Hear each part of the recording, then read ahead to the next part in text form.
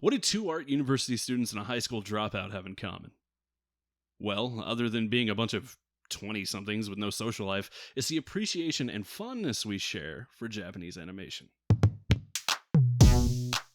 Hey there, and welcome to the inaugural episode of a monthly podcast by the name of AniBabble, a show where we have no right to judge and talk about anime in any way, but do so regardless. For 3 weeks, we watch a show and analyze it, gather our opinions, and when that's all finished, you hear it in a spoiler-filled mess that's almost worthy of a listen during your daily commute. I'm Blake Mitchell, the main host, but also a voice actor, producer, writer, and all-around audio guy. I started the show with the intention of sharing my love of romance and slice of life with my two very antisocial co-hosts and friends, Lily and Ray, despite what they say about it being boring. I'm Lily, also known as Zemi. I am an art student, and I really enjoy cosplay as a hobby. I also dabble in photography just a tiny bit. I love flowers. Flower symbolism is really important, and my goal for this show would be to show anime to my friends and watch anime that I haven't seen before. Hey, I am Rairu, also known as Ray. I draw things, play video games, and that's it. That's the only two things I do. I enjoy space, robots, magic, other things. I don't actually watch a lot of anime. I don't know how I managed to get roped into this. All three of us have very varying levels of experience with anime. Like you, Ray, mentioned, you don't have very much at all. I've watched One Punch Man. Have you really? Yes. I didn't know that. Yeah, no, it's one of my favorites. It's one of the, 3 animes I've seen. I liked it. I haven't even seen it myself. What? How? I've heard it's good. Do you think I watch popular anime? I mean, that's fair, but... That bitch only watches Slice of Life. Yeah. You know this. Maybe I'll use this show as a way to force you to watch it, because it is good. I hear it's good. I have nothing against it. It's just I've never had the interest to. Just like I never had an interest to watch My Hero Academia either. Lily, you probably have the most out of all of us. Yeah, I went on to myanimelist.com, and I don't really use it, but I decided, let's go and tack the boxes where I've seen, or anime that I've seen. The count was up to 91, or it was over 100, I think, keeping in mind that they mark seasons as a different thing. So it's Haikyuu Season 1, Haikyuu Season 2, that's 2 checkboxes. Yeah. But I've seen a lot of anime, and my favorite genre, I think, would be sci-fi, psychological horror, just fantasy, anything that's not pretty much the opposite of slice of life. I do love suspense. Don't make fun of what I like, okay? I'm very self-conscious in what I enjoy because it's very boring. I'm personally excited to see what I end up liking, because I don't know yet. We'll find out. I'm pretty sure if anyone dies, you'll end up enjoying it. Oh, yes. Unless there's somebody I like, in which case I will be very upset. Yeah. I mean, I can enjoy slice of life. It's just that it's not my favorite. I feel like that's kind of the general feeling about slice of life and stuff like that. That's why I lean a little bit more towards romance, because I like that spicy stuff. I like it all. Oh boy, makes me happy. I mean, I suppose there is this one slice of life that I really did end up liking. You're on ice. That's a slice of life? Is it a slice of life? I haven't seen it, so I wouldn't know. I haven't seen it either. I kind of categorize slice of life as stuff that could happen in real life. There's not a mythical element to it or something that isn't over. I mean, I guess it's a romance, but that's also a subcategory of slice of life. I'm not sure. I think that would be the other way around. Slice of life is its own thing, and romance is also its own thing, and they can be two very different things. Because you can have a romance inside of a fucking straight fantastical show. I would argue that you can even have a slice of life in a fantasy or sci-fi setting. It's mostly a matter of focusing on the mundane aspects of characters' lives. Yeah, you know what? Never mind. My definition was wrong. Ascendance of a Bookworm is an isekai that's kind of out right now, and that's just about a girl in another world who likes to read books. that's pretty much it.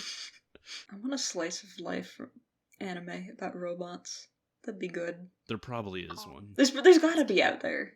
Gotta be. I'll find it. So I've gathered 2 stories. I was going to try and do 3, but it just slipped my mind to grab the 3rd one. I grabbed 2 stories of what has happened within this month for anime, February. I'll start with the more personal one. I went to go see Ride Your Wave that it premiered this month, and oh boy, that was a fantastic film. You're gonna have to tell me about it because I know nothing about this film. I haven't seen it either. It's made by the same team who made Devilman Crybaby. Oh. And they've made a bunch of stuff, but this is like their first real film, and oh boy, it was really good. It had this very kind of light and joyful way to approach grief and death, and it was like, whoa, I enjoyed it. It kind of felt a little Disney-esque in a way while I was watching it, and I don't exactly know why. I mean, there's a little bit of Disney in all anime, since Disney was, to my understanding, basically the spawn of it. Yeah. Yeah. Astro Boy? Pinocchio. Really? Yeah.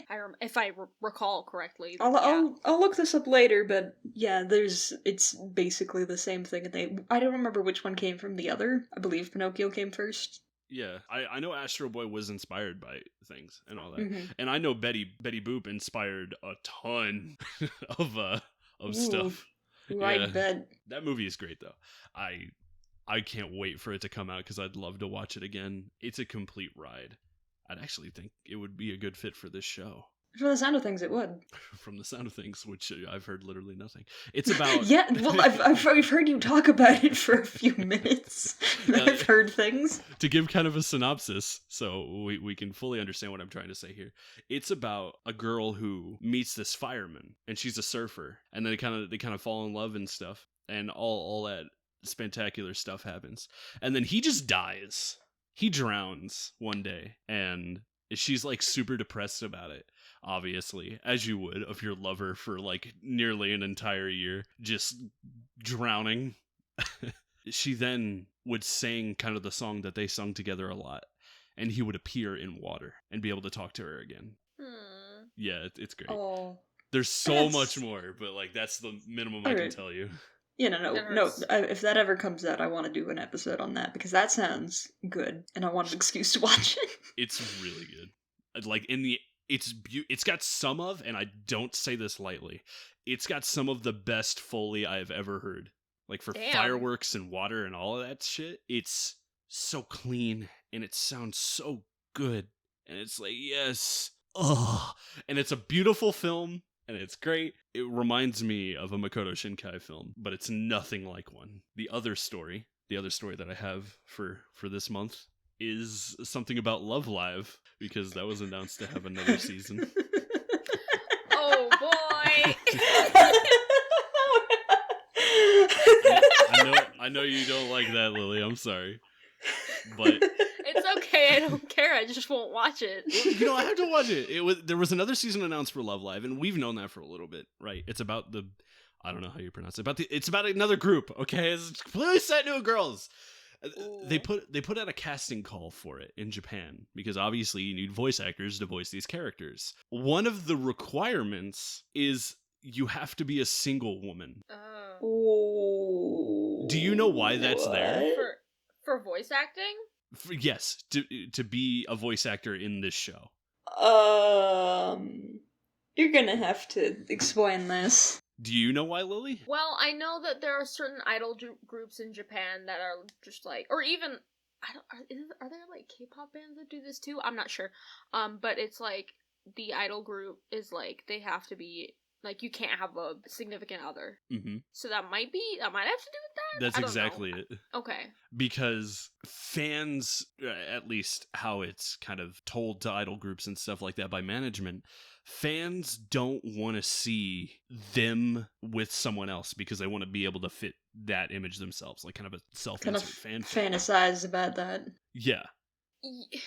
You see, these are real people, mm-hmm. as opposed to the voice. Like, I know I always connect the voice actor and the character, and it's like, you look at said voice actor and you're like, oh, it's this character I like, blah, blah, blah. But you know, really, in reality, that that's not them, but you mm-hmm. just like to, and that might play into that, but, like, that's you're bordering on the line where it's like, there are people who write fan fiction of YouTubers that are real people, and it's like, oh, that's not okay, don't do that. Well, to be kind of fair, basically when you're auditioning for the show, you're also auditioning to become an idol because they do live shows as well. Mm-hmm. This year, I think it was this year, they did the 9th Love Live Fest, which was 3 hours of the actual voice actors singing and dancing like they would in the show.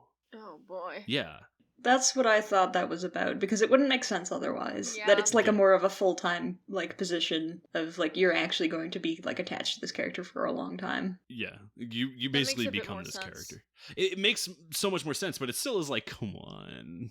You know? Yeah, it's just like, let people have some personal lives. Yeah. With the way idol things are, though, they don't really have personal lives. I mean, I don't have much grounds to speak because I don't know much about what's going on over there, but The fact that they're like catering to the whole thing where fans are like creepily encroaching onto real humans is not, they shouldn't do that.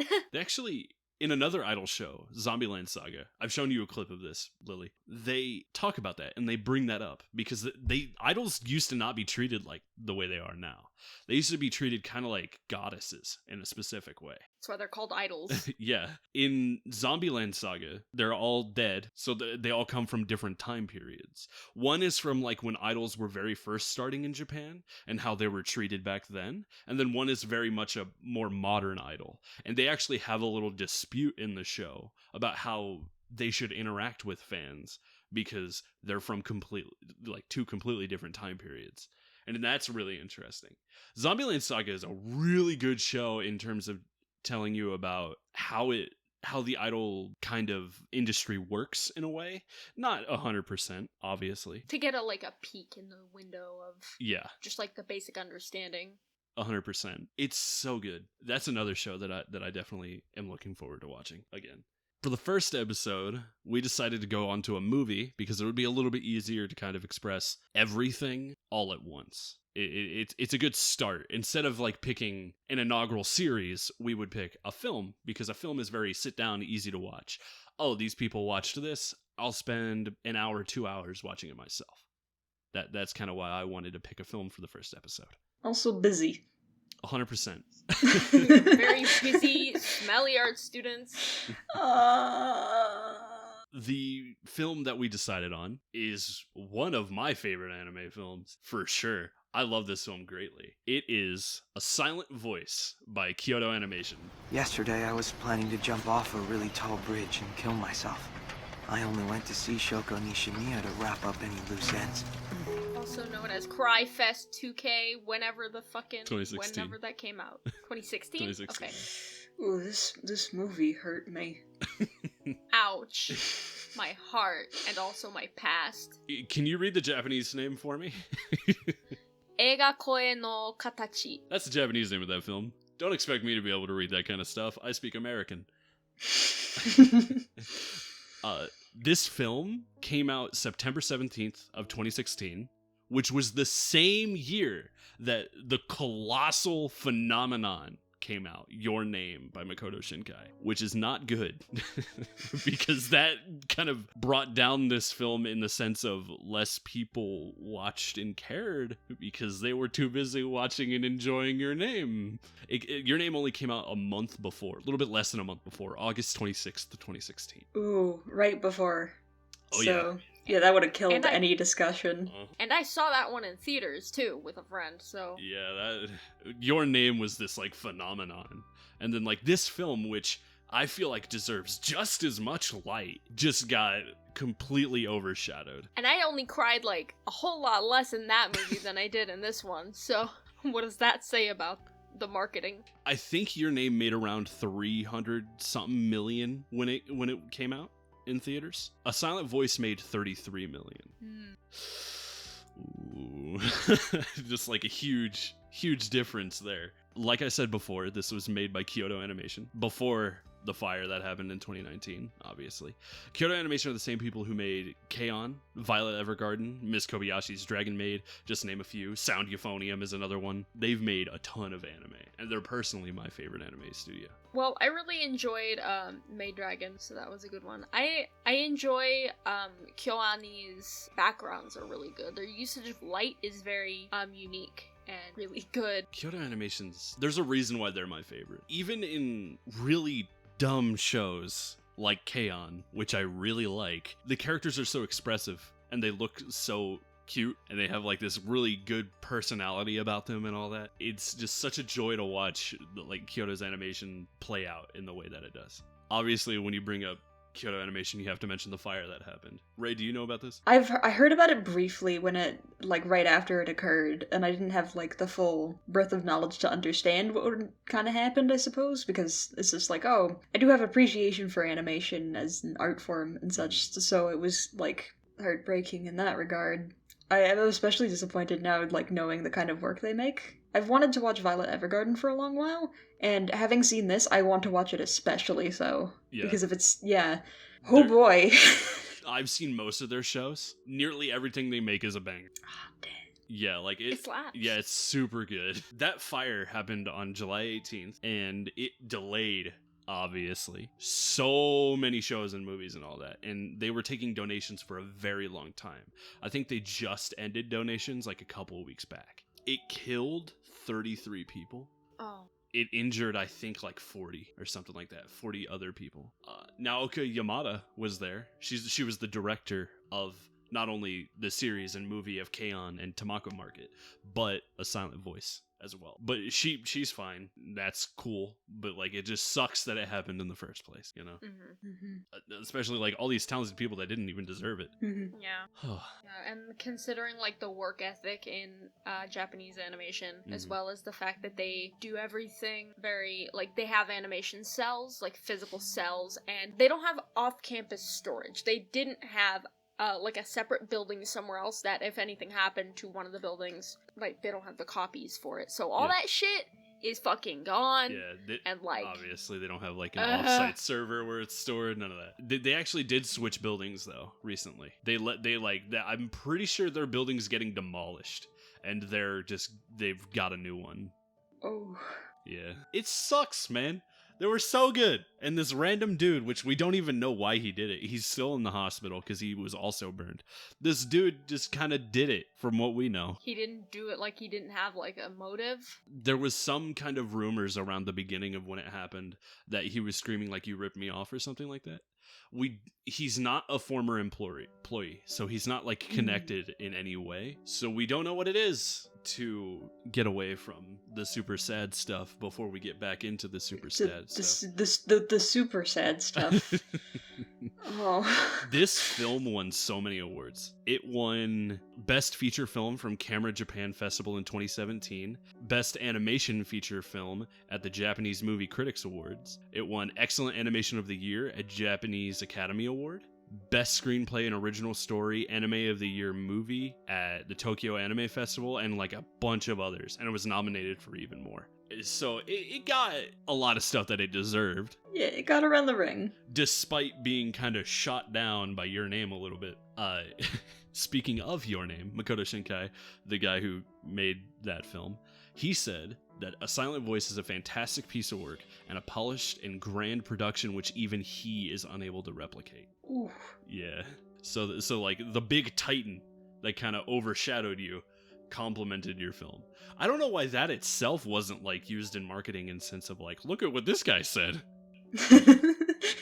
He said our shit's amazing. This film has so many good things about it, and I don't feel like people talk about it enough. Well, it did make me cry quite a few times. I do have a cry count that I had. Oh, that's nice. Bring it up as we go. Bring out the cry count. Yeah. Tell us like specifically what parts. Oh, I didn't write that part down. I just have tally marks in the beginning. As we like go through the summary of the film. Yeah. Mm-hmm. I don't have a cry count. I just reached a certain point in the film and started ugly crying throughout the rest of it and didn't stop until it ended. See, this sucks because I want to cry. For people who don't know, and that's anyone that's not Lily and Ray, I have never cried towards like a film, a show, a song, a book, any of that stuff. Nothing has gotten me to cry. I feel the emotion that they want me to, especially in this film. You know, I felt all of the sad that they put on me, but I've never been brought to the point of actual tears, and I want to so badly. I am on a search. I am on my own personal, I don't want to say vendetta, but goal, career, whatever, to find a film or a show that gets me to bust a tear. And the second one can do that, I'm going to be cheering. I'm going to be so happy that I just got really depressed at a movie. Oh, the irony. There will be a day. There's got to be a day. I can't be so heartless that nothing gets me to that point. Ugh, I just want it, man. I just want it. I just want to cry really bad. I want to cry. Give it to me. A little side note, in the manga set, because obviously this came from a manga first, in the full box set for A Silent Voice, it actually comes with a replica of Shouko, the main girl, her notebook from elementary school. Oh no. Yeah. Not a replica of Shouko. No.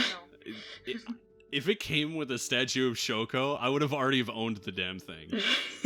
She is such a cutie. Precious. I love her. I guess we should talk about who these characters are instead of just mentioning their names.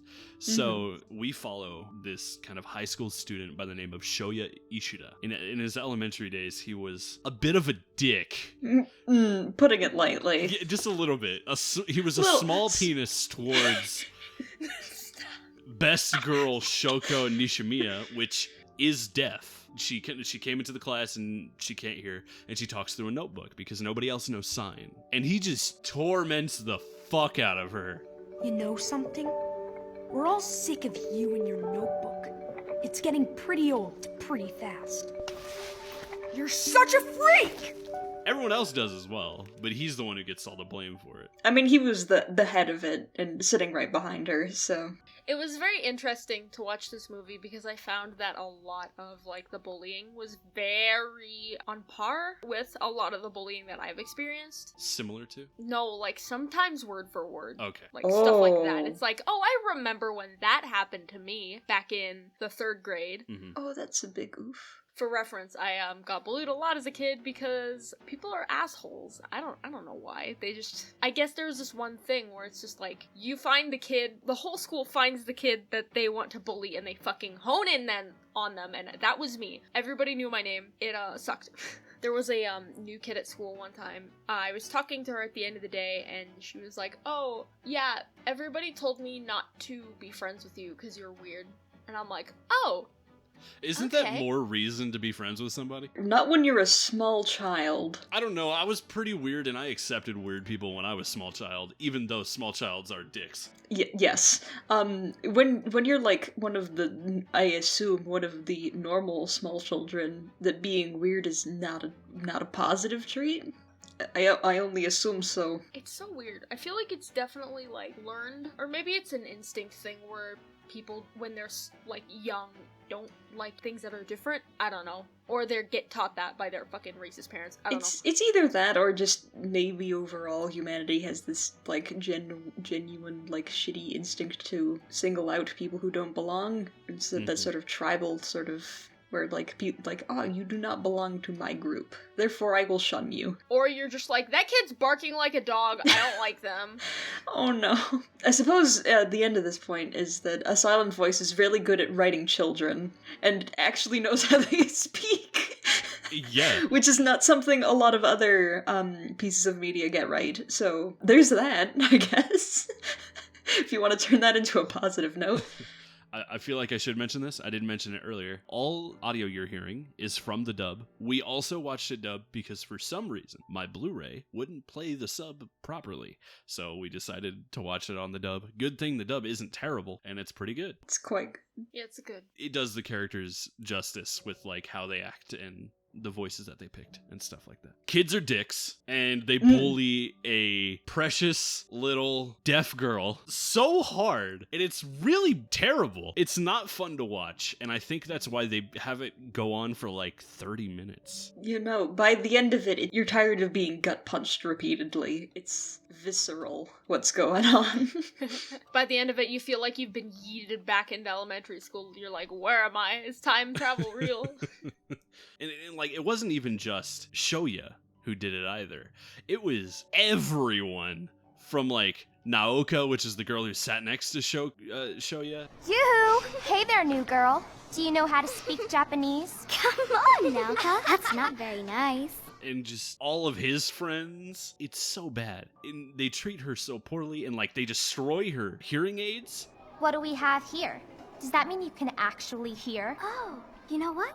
I was wondering the same thing. Can I see him for a sec? Naoka! What are those things? Toss them over!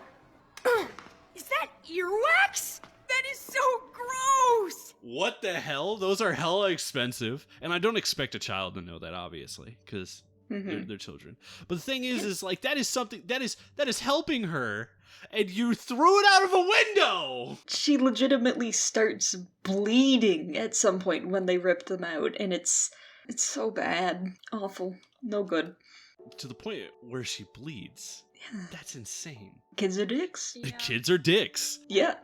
She eventually just transfers school, and her mom's just like, I don't want you going there anymore, because obviously you're not being treated properly. And they just also shut expensive. Her down. Yeah, 8 hearing aids gone missing. 8. That's so much money. But she just transfers schools, and everybody starts bullying Shoya for bullying Shouko, which was the deaf girl's name. I don't know if we mentioned that before. And it's like, that doesn't even solve the problem. Shouldn't have done it in the first place. And he gets treated like garbage too. He gets bullied in exactly the same ways, minus the hearing aids, because he can hear. Kids are dicks. Kids are dicks! Oh my god, they're just...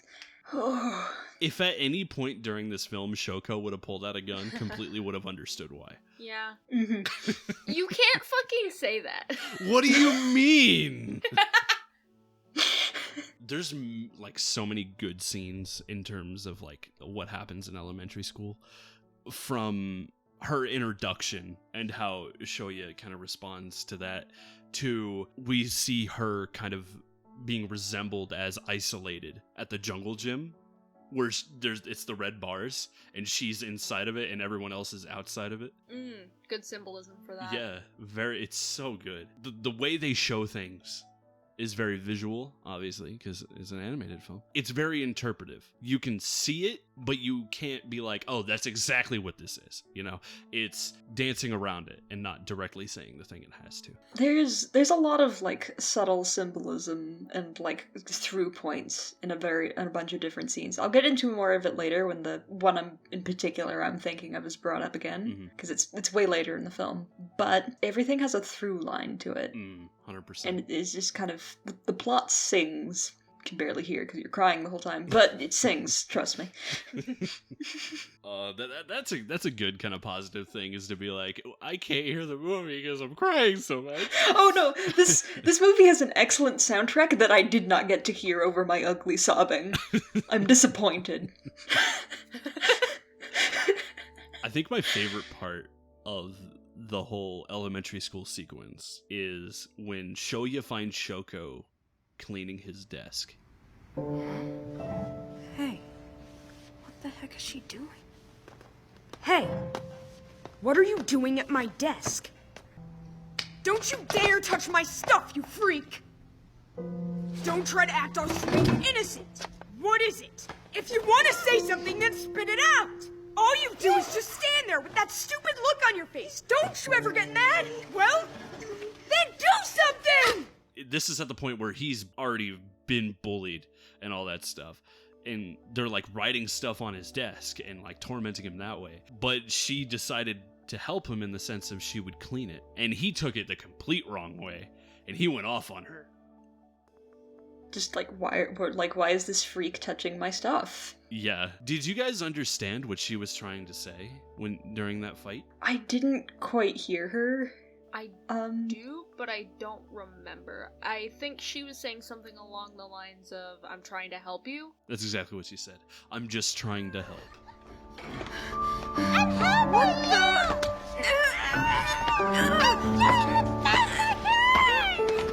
What are you even saying? Oh!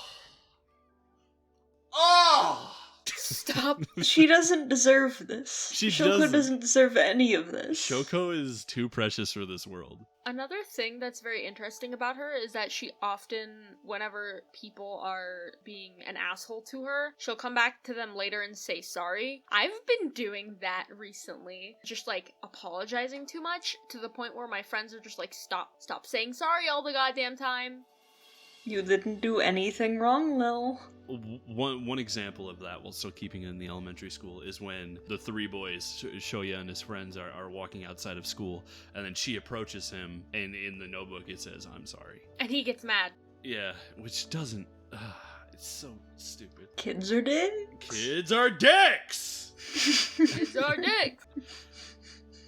After this point, we already saw kind of what his mindset was before all of this, because there's a scene where he's kind of selling all of his things and he's closing out his bank account. He quit his part-time job. He got a bunch of money together and handed it to the sleeping woman, which later we find out is his mom. He puts it like on her bed, and then we see him kind of on a bridge, and then that's when we go to the elementary school scene. Obviously he was thinking about and going to kill himself. He had all these regrets and he was treated poorly and all that stuff, and he thinks that the world would be so much better off without him. After the elementary scene, we cut back to him walking towards where Shouko's new school is, and they're in high school now.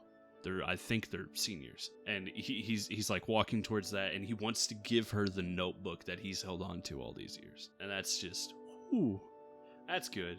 That whole interaction where he goes in and he tries to find her, and then she's running away from him. And then it's like, it shows that he's like learned a little bit of sign and starts like trying to talk with her, and it shows that he's changed and that he cares. Mm-hmm. That he's trying. Yeah. I also thought that this movie was very interesting because the fact that I have taken 3 years of American Sign Language. It was also very interesting to see the signs, like Japanese Sign Language, how they are very different but also kind of similar. Like, you can, if you know enough ASL, you can kind of make out what she's saying. For sure. Not obviously as much as you, but I know a little bit. It is kind of cool to see that there's still a little bit of similarities. I would be interested in hearing the deaf community's opinion on this movie. I mean, it feels like the sort of article like somebody would go out of their way to write. Oh yeah, it would also be interesting. Yeah. So he hands her the notebook back. She's like, with her hands, obviously, I go feed the fish on Tuesdays. What up? You want to come join me? And he's like, that'd be neat. And he goes back home and he goes to sleep, which is completely different than what his original plan was. His original plan obviously was to be like, this is it. I'm out of here. See you later, life. And now he's going to sleep and looking forward to meeting her again. This is where we get one of my favorite scenes, which is he comes down for breakfast the day after he was going to kill himself. Yeah. That was another, like, almost cry count tally mark on there. That was probably the first. It's whenever it all started. The fact that his mom plays along and is very happy, or at least acting happy in the beginning, really sells it. And breakfast is served. Dig in, big guy. What's got you so bright and cheery this morning? Because I found this. Oh. You've been working so hard at your job, and you even sold your comics, your clothes, and your futon. I am so lucky to have such a thoughtful son. Oh. Yeah. The tone snap when she finally draws out the fact that he nearly made an attempt yesterday. Oh, it hurts me. Yeah, where she's very joyful, and then she's like, "Why are you gonna kill yourself?" But tell me, Shoya, why would you want to kill yourself? I just, been going through a lot of crazy stuff lately. What can I say? I knew it. I knew something was going on with you! Do not even try to deny it! Your room is clean for a change. You canceled your phone service and everything after April's been torn off from your calendar! It really does kind of hit you, because that's not something you want to hear a mom say. No. Like, specifically a mom. There's other points in this film where they say that, and it's either they're talking to themselves or talking to someone else about it, and it's like, they don't hit as hard as the very first time you hear it because it's coming from a mom. Yeah. And then she's like, I'm going to burn this cash if you do that, and everything will be wasted. And he's like, don't do that. And then she burns it anyway. Because her hand slipped. Oh, boy. And it goes right into the frying pan. Oh, It's bad. It's bad. that's a good kind of comedic relief for something that's very heavy. And it doesn't feel forced either. It feels in character and in the moment. It feels like the natural progression of the events that were happening. Going on from that, he goes to school. And we kind of see how his years of being bullied have come back on him and how he kind of sees things now. He now can't look people in the eye, and he always stares at the floor when he's walking around this school, and he doesn't listen to what anyone else is saying. He kind of shuts everything out. In his own way, he has become socially deaf. I also want to bring up I love the way that they sort of represent this by putting these big old blue crosses over everyone's face. Yeah, I really enjoyed that. I have a fun fact about that. Yeah. So those X's are after the fact stuff. That was added by the special effects editing team. So that means Kyoto Animation animated all of the faces and all of the stuff normally, and then afterwards they put the X's over them. Oh, you poor beans. That's so many drawings. Oh, no. It completes the look, though, so good on them. It was in the manga, so they knew from the start what they were doing. Well, at least they're not gonna get anatomy inaccuracies in the face because they didn't draw a certain part.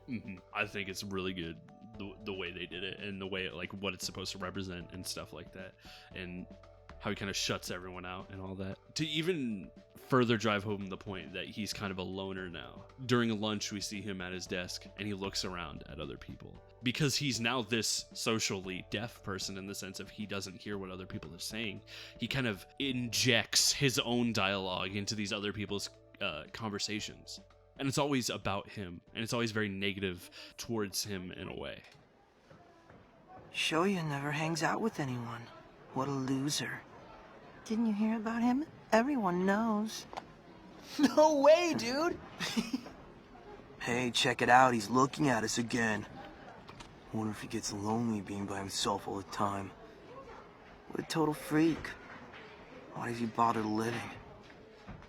Which is very indicative of social anxiety if you have that, because I fucking do that. I do that. I only do it with thoughts. Like, I don't see someone talking and go, blah, blah, blah, they hate me, blah, blah, blah. No, I just go like, oh, they probably think I suck. It's very interesting to see things from that perspective as well. Especially in the way that this movie kind of shows that. Because it feels, since you're kind of immersed, it feels like, okay, this is the natural progression of the way this character has been treated, so of course he would think this way. It sucks that he was brought to that point. Can't remember what happens after that. I believe he meets Tomohiro, right? Yeah, okay. That's cool, because Tomohiro's crying out for help, and this guy's trying to take his bike. And Shoya, in a very lax way, which kind of felt a little weird in the sense of he's just perfectly fine doing this, was you can have my bike. Get it? But I don't even know you. Why can't you just use your own bike? Give it up, fatso! Stop! I'm being robbed! Somebody help me! Just let go of the damn bike already! Hey, What? do you want to borrow mine? It's over there. Yeah? Thanks, man. You're a godsend. Of course he stole it. And then it gets stolen. Yeah, of course it was. Later, we find Tomohiro. Is that his name? Tomohiro? That's how it's pronounced? I hope so. I don't know how it's pronounced. Tomohiro? Yeah. Tomohiro? Tomohiro, yeah. We see him giving the bike back to Shoya, which is great, because he found it just somewhere. No, well, I mean, he didn't just find it somewhere. He went out of his way to find it. Did he though? No, he specifically mentions how much time it took him to do it. Yeah. He, went out of his way to go and find it and return it back to him. Found him! Hey, you! Over here! Look, check it out! I found your bike! Oh, it's a good thing you had your address on it. That's great. Where did you find it? That jerk dumped it in a rice field. Man, it took me forever to find it. Huh, I guess so. He's such a bro. He is. He's He is amazing. a total bro. I love him. Good character. when the X falls off of Tomohiro's face, it's the first time in a while that Shoya sees another person as a human being in a way. Oh, there's a person, and it finally makes eye contact, finally can see them. In a more literal sense, it's the first time that he can make eye contact with somebody, but there's a lot more meaning behind it. From the point where the X falls off, we kind of have like a little mini montage of Tomohiro and Shoya becoming friends, which is a beautiful kind of sequence. It's so It's beautiful. so fun to watch. Just the way that Tomohiro is just like able to just not give a shit, I suppose, and just be unrelentingly happy about the situation and just willing to accept Shoya no matter what. He's such a bro. he is the best bro. He's the best boy in this entire show. Obviously, if we're going to talk about that montage, we have to mention the best scene. Men burger. And that is that men burger. There's a sign in the background that says Mon Burger, I believe, but all of us collectively just read it as Men Burger, and we're just like, yeah, no, that's just what it says now. They're eating Men Burger. They're eating men burger, yeah. Men Burger. Men Burger. Is Men Burger just a hot dog? No! I'm sorry. I don't. That was amazing, thank you. I don't very much appreciate this. I'm so sorry. Moving on. At everyone's favorite men burger that I'm pretty sure they don't have hot dogs because it's just McDonald's. Yes. The second McDonald's starts serving hot dogs, I'm actually just going to call it men burger. Yeah. We see Tomohiro tell Shoya what friendship is about, and the way he says it is so funny, and because it works. He picks up a little French fry, dabs a little bit of it with ketchup, puts it up to his mouth, and starts speaking like a mafia mobster. Hey, do you mind if I ask you something? What does it mean to become someone's friend?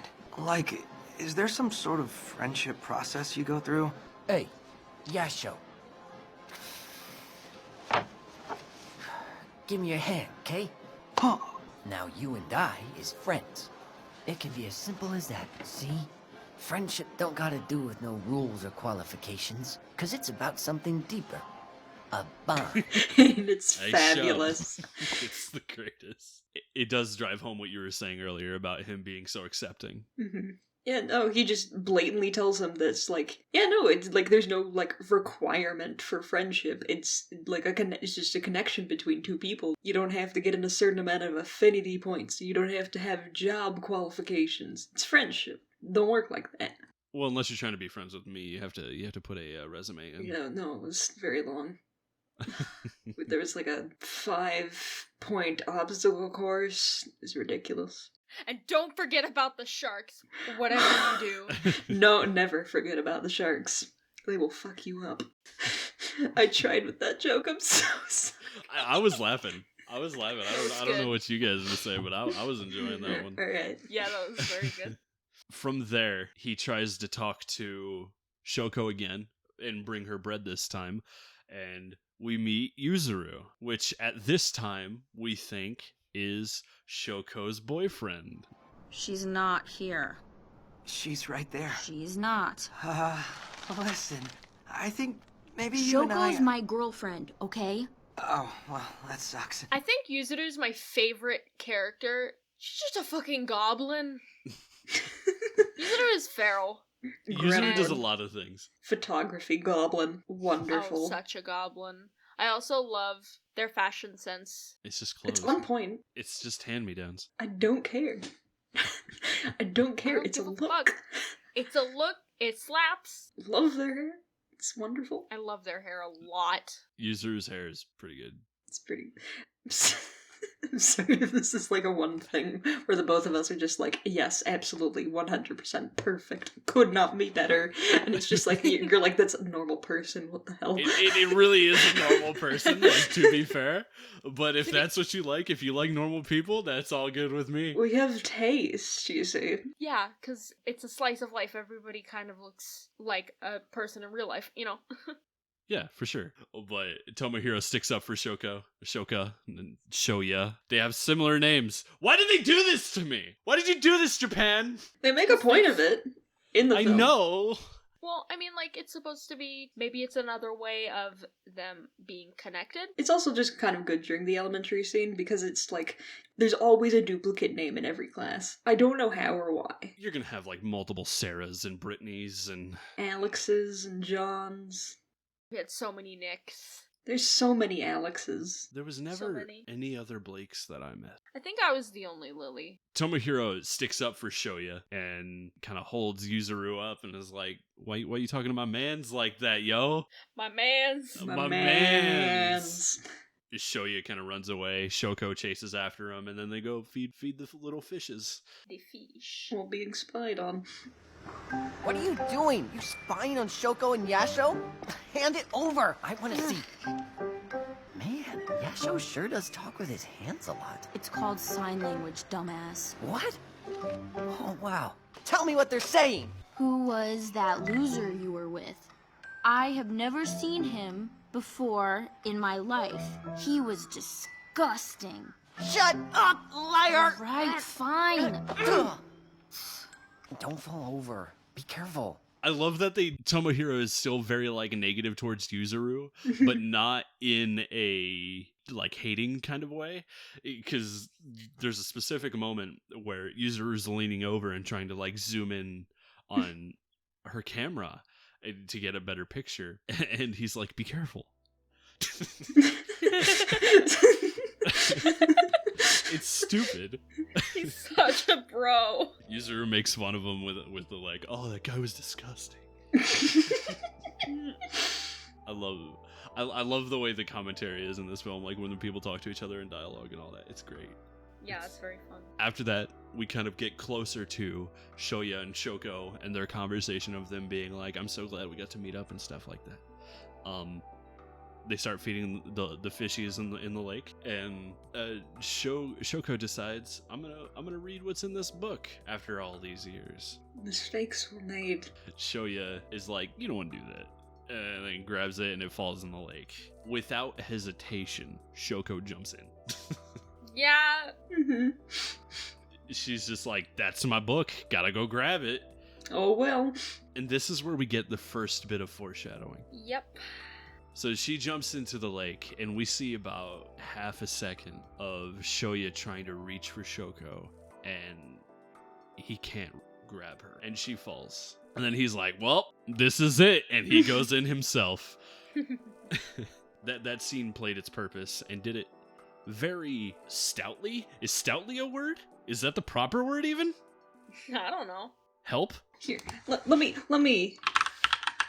Stoutly. Stoutly. Ooh, it is a word. Yes. With courage and determination, or in a strong and sturdy manner. You know what? That was the perfect word. Wow, Good I know job. words I didn't know existed. Okay. After that, life kind of goes on. Shoya goes to pick up Maria, which is his niece, from, I think, school, but she's at a playground, and there doesn't seem to be any schools around. Did they say what to pick her up from? I don't think they specifically did. I don't remember. It might have just been like the places you put kids where they're not. The daycare. Like daycare, yeah. Wherever she was, Shoya had to go pick Maria up from it. And inside of the playground, we find Lily's favorite goblin, Yuzuru, sleeping inside the damn, whatever the hell you would call it, tube? The maze tubes. Those things you find in Chuck E. Cheese's that people get stuck in. Has anybody ever gotten stuck in a Chuck E. Cheese thing? Yes. Oh no!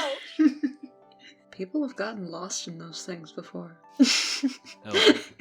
That's actually why Yuzuru was in it. She was lost. In a manner of speaking. No, she was lost inside of it, and Shoya was like, hey, here's the way out. It's right next to you the whole time.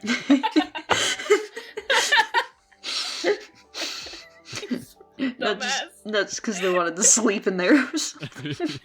Yeah. Yuzuru ran away from home, and then Shoya's like, you can stay at my place if you have to. And then she does. At this point, we still think that Yuzuru is not only a boy, but Shouko's boyfriend. And we didn't even mention the photo, by the way. Oh, the photo of the frog? No, Shoya got suspended from school because he jumped in the river. Yes. And Yuzuru took a picture of it and posted it online. Oh yeah. So little shit. yeah, that's like goblin moment number 2, other than saying you're a boyfriend when you're not. So Yuzuru stays the night over at Shoya's place, and then Yuzuru's like, I'm gonna leave. And then she does, and she's walking out in the rain and stuff like that. Shoya follows her, holds an umbrella over her head and stuff like that, and then they have a little talk. Shoya gives Yuzuru his shoes and walks Yuzuru home to a certain extent, and then Yuzuru tells Shoya that she is Shoko's little sister and not her boyfriend. And then Sho, in traditional anime fashion, goes. I'm pretty sure that's exactly how it was in the English dub, and I think no one can convince me otherwise. After that, we see Yuzuru and Shoko's mom come by.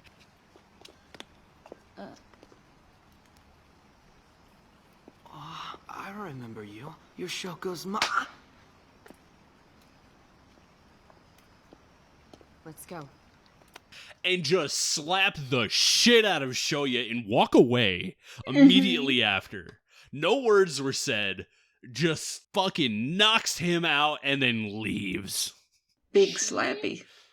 She's a badass bitch and also kind of an asshole sometimes, but I love her hair. It's great. Her hair is great. And her eyes. I feel like it's been like, 6-7 years or whatever since the stuff in elementary school. Yeah, I understand why you don't like him, but to physically assault the man after this long, I think is a little unwarranted. I mean, especially after, they weren't even talking about it. It was just, I see you, I slap you. I think that might have just been because of how much that bullying clearly affects Shoko's mental state later on. As you kind of see how bad it got, and how bad it still is. That this is probably not something that's, ever been quiet in their household. And there's a reason for this I'll mention later.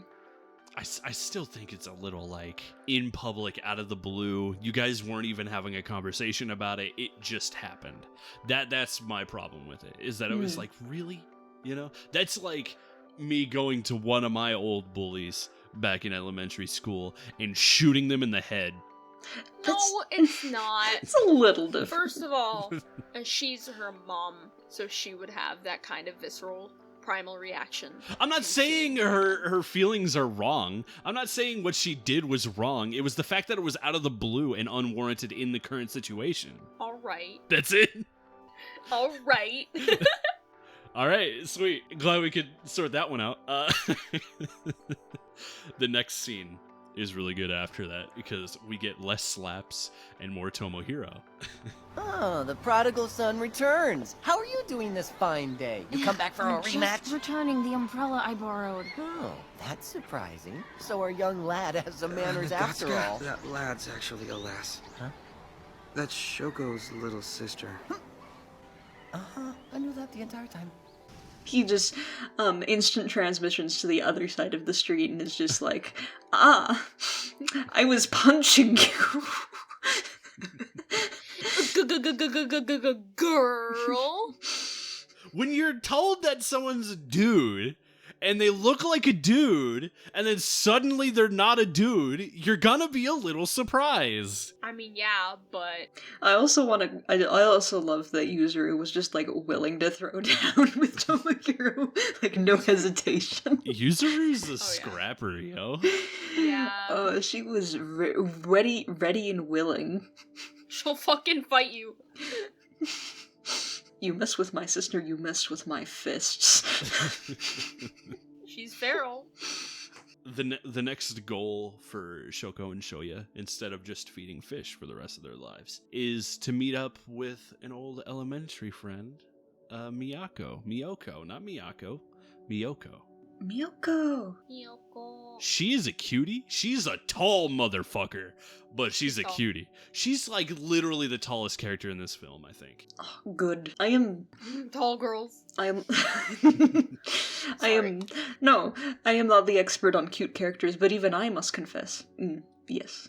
Yeah, I see. Like her I freckles, understand. her short hair, her lankiness, all of it's great. So they kind of seek her out. She goes to a completely different school. Everybody transferred after this. But she transferred earlier than everyone else and, like, wasn't here for most of the bad parts of the bullying. Do you remember what she said on, like, why she transferred? I don't remember, actually. Because in the beginning of the film, it's very heavily implied that, like, since she was also getting bullied by everyone else because she was being friends with Shouko, that she just left. That's not it at all. She moved. Yeah. That's what I figured. I feel that in my bones. Yeah. That's kind of, in a sense, that's almost worse for, like, Shouko. Because it wasn't like I chose to leave, it was I literally couldn't say no. She's much older now, and much cuter than what she was in elementary school. They meet up, and they're friends, and then they exchange numbers and all that stuff. While we're kind of on that trip out to go meet Miyoko, we run into everyone's favorite character, Naoka. She's a bitch. She's the fucking worst character in this film. I hate her so fucking much. There are very few characters that I will, like, unabashedly hate in media, but if I saw Naoko on the street, I would slap her. Yeah. What? Come on, out of the blue? We just talked about this. You can't do that. You can't stop me. You gotta talk I'm already to the person moving first. forward. Fine, I'll just say hi. Hi. Bap. So we meet Naoka, and she's a cat girl. Yay. I will say this, Naoka's kind of cute. She doesn't deserve to be. Well, whether she deserves to be cute or not is irrelevant. She's cute. And I would give her pats on the head. As long as those pants progress to, like, slightly Slapping? harder every single time. Yeah, the pets slowly just deteriorate into, like, actually beating her to death. Turns out she works at a cat cafe. Shoya and Tomohiro decide, let's go check out this cat cafe and see what she's up to. They don't talk at all. They don't. And Shoya's like, I'm gonna buy this purse, and then walks away. In the next scene, we kind of get a little bit more of Naoka. Just sits right on Shoya's bike. What were you guys feeling during her dialogue of this? The scene started out okay. Mm-hmm. And it was just like, oh, okay, we're gonna do the thing where, like, we reunite everyone. It's gonna be, like, a big old adventure. It's gonna be fine. Everything's gonna be fine. Everything's going to be alright. And then she starts talking a bit more in her, like, little sassy voice. And you kind of realize that she hasn't changed a bit. Yeah, she leans over and sees Shouko, and then says, "What's that deaf freak doing?" Naoka? What? Go! Hey, what are you doing? Long time no see. Yeah, long time no see. Wait a minute. Isn't that the deaf girl? Yeah. Still all alone. Poor thing. Seriously, Shoya, it really has been way too long. Let's hang out soon.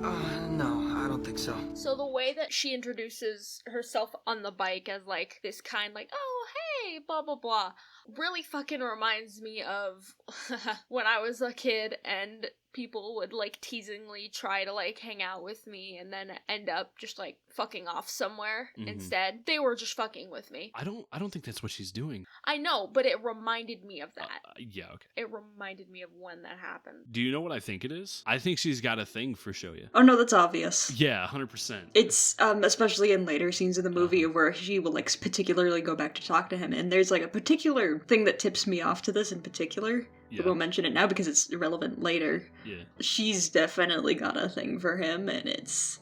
Oh no. Especially after like 6 or 7 years, you don't know that person anymore. People change Mhm. after like super long periods of time. How would you Yep. still have feelings even if he is kind of more attractive now or whatever? It's like, come on. It's possible that she developed them like a little bit later, or was just like, oh, this is the guy I was like kinda crushing on, might as well go talk to him. And then, like, as the events progressed in the film, she was just like, he's kinda okay. Throughout the entire film, though, he shuts her down. There's no reason why Naoka should like him if it was based on the film alone, or in terms of Yeah. like their interactions during the now period. I don't know, maybe she don't like healthy relationships. God knows she doesn't give anyone else any.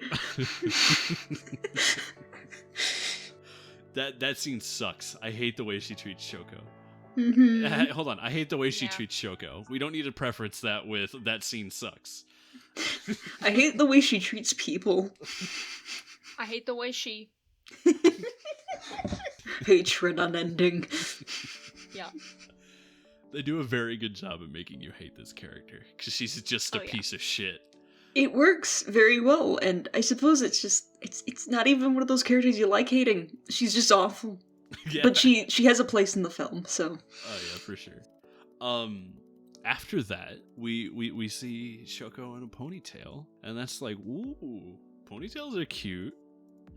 That's another thing I want to talk about. As someone who doesn't know enough about Japanese culture, why are ponytails so riveting? Ears are scandalous, my man. No. Yeah, look at those earlobes. Look at that Aren't they neck. Sexy. Earlobes. It might just be like the simple factor of just like seeing someone looking different catches your eye, catches your attention. Like if you see somebody not wearing glasses when they usually wear glasses, or they'll think the character is hot, or if they usually don't wear glasses and then they start wearing glasses, conversely, then they'll also think the character is hot. But it's just... I think glasses are hot, period, okay? Well, I think, like, specifically, I look better with glasses. So do I. Everyone looks better with glasses. Not everyone, can't say that. You know what? No, I agree with you, though. So we see her in a ponytail, and she's kind of planning on doing something drastic. She wouldn't change her hair and get all excited in this specific way and give Yuzuru this really weird looking smile if she wasn't planning something. And then Yuzuru's like, yo, I gotta get my mans on this, and then sends a text to Shoya. And then that leads into the scene on the bridge. Ooh. It's a bridge, right? It's a bridge. I think it's a bridge. It looks like the side of a road. I can't tell if it's just like a bridge or like a really big storm drain or something. It definitely leads to a river. It's There not is the water usual. nearby. Yeah. Anyway, The scene liquid takes place exists. next to water. Liquid exists. Exist liquid. So Shoya and Shouko start talking, and what's weird about this is Shoko's talking and not signing like she usually does. Where are you going, Shoya? To the bakery. Yuzuru asked me to get some bread to feed the koi. But she already has some bread. I bet she only wants them more so she can eat it. You Whoa, don't have to buy her slow any. down, I Zach. can't believe you made you do Wait, that just- for her. It comes out a bit distorted because deaf, and it's really difficult for her. This makes me okay. This is gonna sound really weird, Okay. and I'm not going to apologize for it because it's who I am.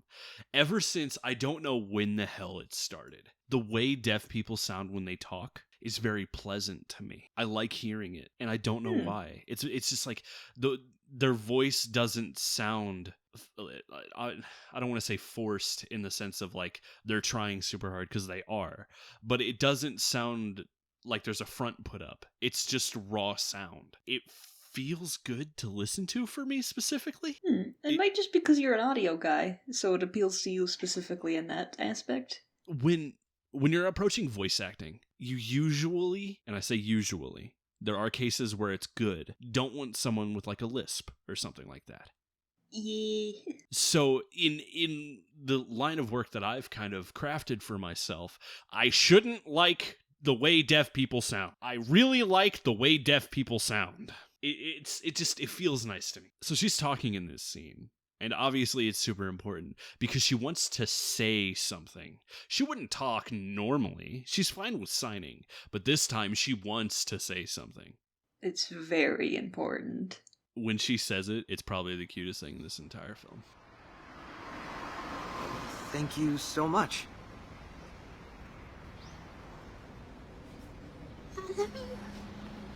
Uh-huh. What's that? Something about these?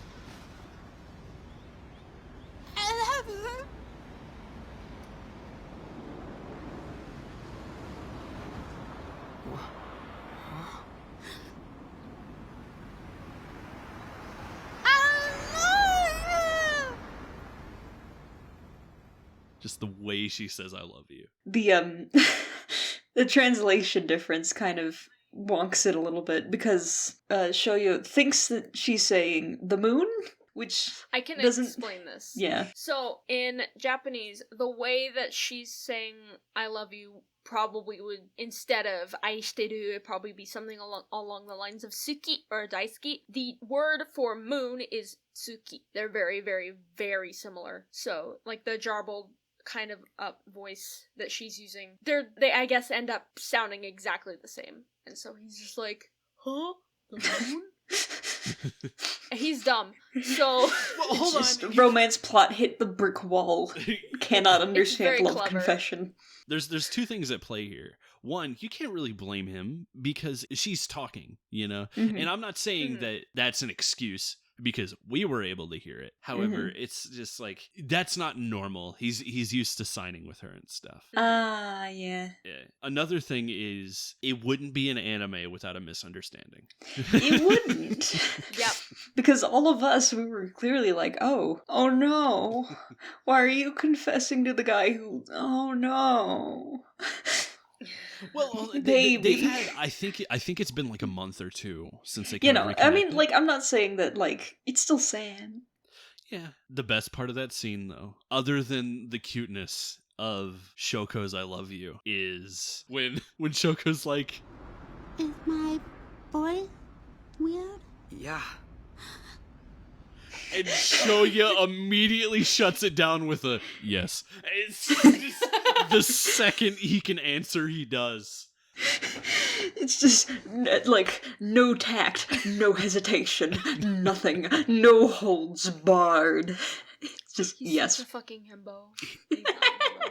He's just dumb. That was the American Sniper moment of this film. He saw his opportunity and he took the fucking shot.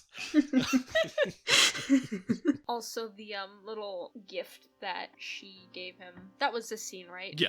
Yeah, it was the scene. They're little, I guess, stick animals that you put in a plant potter. Yeah, they're little plant decorations. And he was just like, wow, this is like a really weird lollipop. Is this food? I wouldn't know what it is either. I'm looking at it and I'm like, what the hell? Why? The reason I pieced it together, even though I don't know what they are, is that she got them from a gardening shop and they had big stakes on them and they obviously weren't food. Was it a gardening shop? Well, there were flowers around. I didn't even see that. Did you not see that? I was looking at the things in her hands.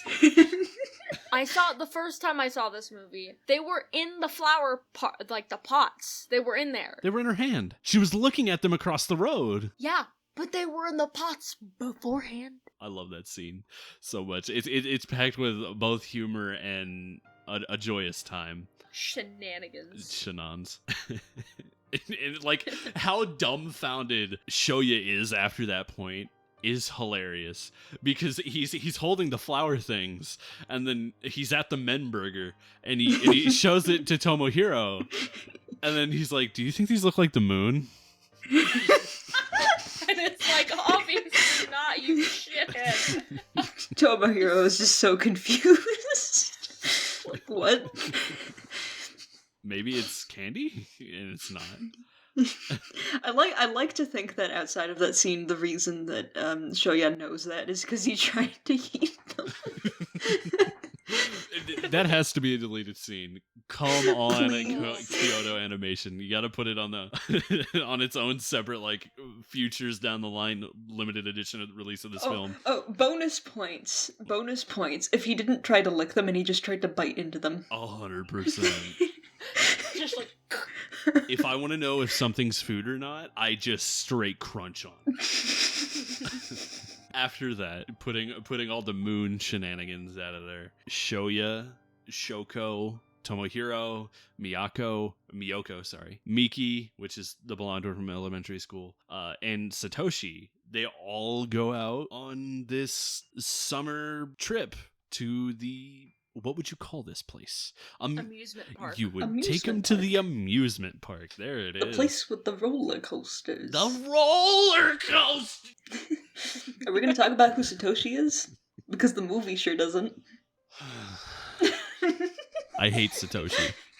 Why? He's good! You want to know why I hate Satoshi? He's not a character. He's just a dude. Why is he here? He's just some guy. Why is he actually here? He just shows up. I don't understand. He seems like a cool dude, but I don't even know why he's here. Was he introduced in like some sort of like montage scenes or something? Because I feel like that's where he got introduced or something. No, he got kind of even more fucked than that. Oh, it's worse. When Miki had her hair down that one day without her glasses, and Shoya's like, yo, why would you suddenly change your hair? She's like, I don't know, I just kind of felt like, in this very flirtatious way, by the way. We all know what she did that for. Yeah, she wanted some penis. Stop!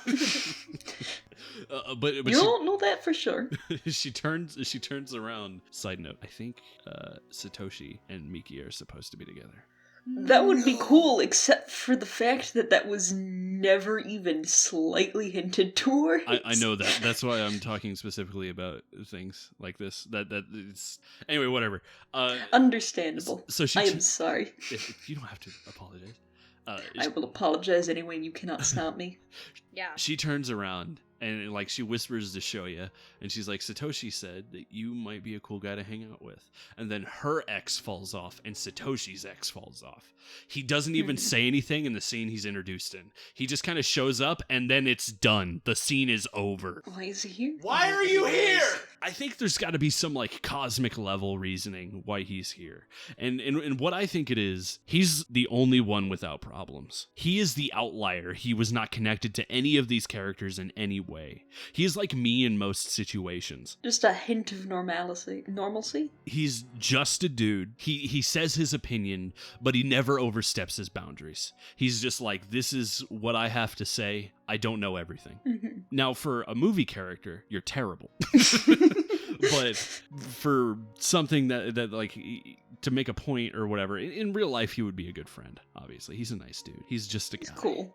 But he's not a good character. Maybe in the manga or something, he's got more of a spotlight. It's gotta on him. be, because otherwise he wouldn't be here. That would make sense. Yeah. If he's got like more stuff going on. I have no idea. Anyway, so we have two main characters, bitch, blonde, best friend, and useless, all in the same group together having fun. Oh yeah, also Yuzuru's there. Only character that has their name shout out because they're a goblin. They are. Yuzuru is a good girl. Wonderful. Good. After a roller coaster ride, which we see a little bit more into Miyoko's character on the roller coaster, and how she kind of decides whether the roller coaster is scary after the fact. That's a good little moment that we see into her. After the roller coaster scene, Naoka and Shoya go and get takoyaki from a stand, and Yeah, takoyaki. what? Sorry, I said fuck yeah, takoyaki. Because I fucking love takoyaki. Octopus balls are great. Octopus are. balls. Octopus balls. Balls. And the guy running the stand is, I don't know his name. I don't know if it's ever said. It is. Oh, is it? Yeah, no. it's said like Naoka says it like straight on. Mm-hmm. But he's the one running the stand, and he hands it and he's like, stay out of everyone else's business.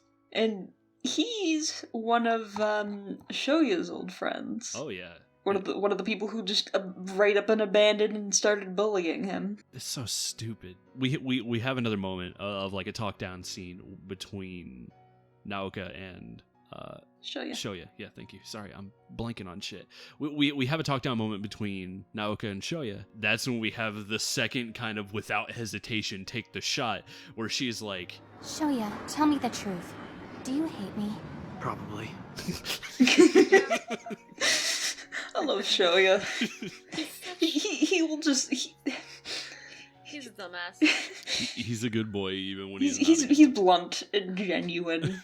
I think the reason he's like that is just because he doesn't have a lot of social interaction. Well, hold on. I'm very blunt, and I'm very social. No, not the way that you do it. The way that he does it is more like... It's not done with the understanding of, like, what the other person might react, or how they might react. Exactly. Rather. Not that it's just like, I don't care how the other person will react.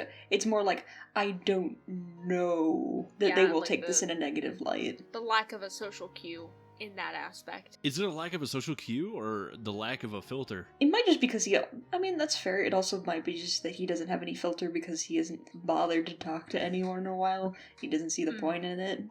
They have this, like, heart-to-heart. Hold on. If you want to call it that. Heart-to-brick wall. And yes. Now, because, like, you know what? I don't care. I'm gonna go talk to Shouko and grab her, and we're gonna ride the Ferris wheel. And then Yuzuru hands Shouko her camera. So in this scene, Naoka just fucking lets it all out with Shouko. She's just being such an asshole to her and saying all these awful, awful, awful things. I want you to listen to me carefully. I hate you. I'm going to speak slowly so you can understand. You were always being so weird, and you would apologize all the time for everything. So I tried a different approach. I ignored you and blew you off. That was my way of telling you that I didn't want to hang out with you. But nope, you just kept coming around with your stupid book and your stupid signs. You're so clueless. Then you had to go run crying to the grown-ups. You got Shoya in trouble. And that's how he ended up losing every single one of his friends. You pretty much ruined everything for everyone. You get that, right? I'm sorry. God, you still don't... And then eventually, Shouka just says... And I'm pretty sure you hate me too, right? But you're wrong. I don't hate you. I hate myself. What did you say? What did you say? Well, what are you gonna do? You gonna say sorry again? It's been 5 years and you haven't changed a bit. You still have no intention of being real with me. That one sucks. That one personally hurts me, because I deal with self-loathing a whole lot. God, Naoka is... Again, she's an asshole. But I also feel like, even in future scenes, I feel like a lot of the stuff that she says to Shouka is, kind of reflection of what I say to myself sometimes in my head, and sometimes it's word for word, and that's cool. That's cool? It's not cool. It's sarcasm, really, but... I know it's sarcasm, I'm just being a dick. This whole scene is made even worse by the fact that you see it from the perspective of Yuzuru's camera, as Shoya and Yuzuru, like, watch it after the fact. Because, I think Yuzuru knew something was going to happen. Probably not this, though. It bothers me so much that neither of them did or said anything about it. Yeah. Because I believe, like, at the end of the scene, like, Noko was, like, straight up hitting Shouko, and it was... There was one good, solid slap in there. Which, by the way, okay, now, while the emotion and intent behind it was terrible, warranted because they were actually talking. Is this how you, like, determine whether or not, like, an interaction is you're allowed to slap somebody if you tell them that you're going to do it first? If you are in a conversation with somebody and, like, you're having a dispute and then it gets physical, it's not all right in the sense that, like, okay, that's okay and acceptable, but it's all right in the sense of at least you have a reason. Like, a reason and both people know it. Yeah. I'm not just gonna go up to some stranger on the street and bust their kneecaps with a sledgehammer. That they didn't do anything. They don't know why. You know, if we were having a conversation and then having a dispute, then comes the sledgehammer. You know, and it's perfectly okay because because I've got a reason and they understand why. I'm pretty sure you'd still get charged for assault. Yeah, obviously. But it's like socially acceptable. Yeah, 100%. Okay.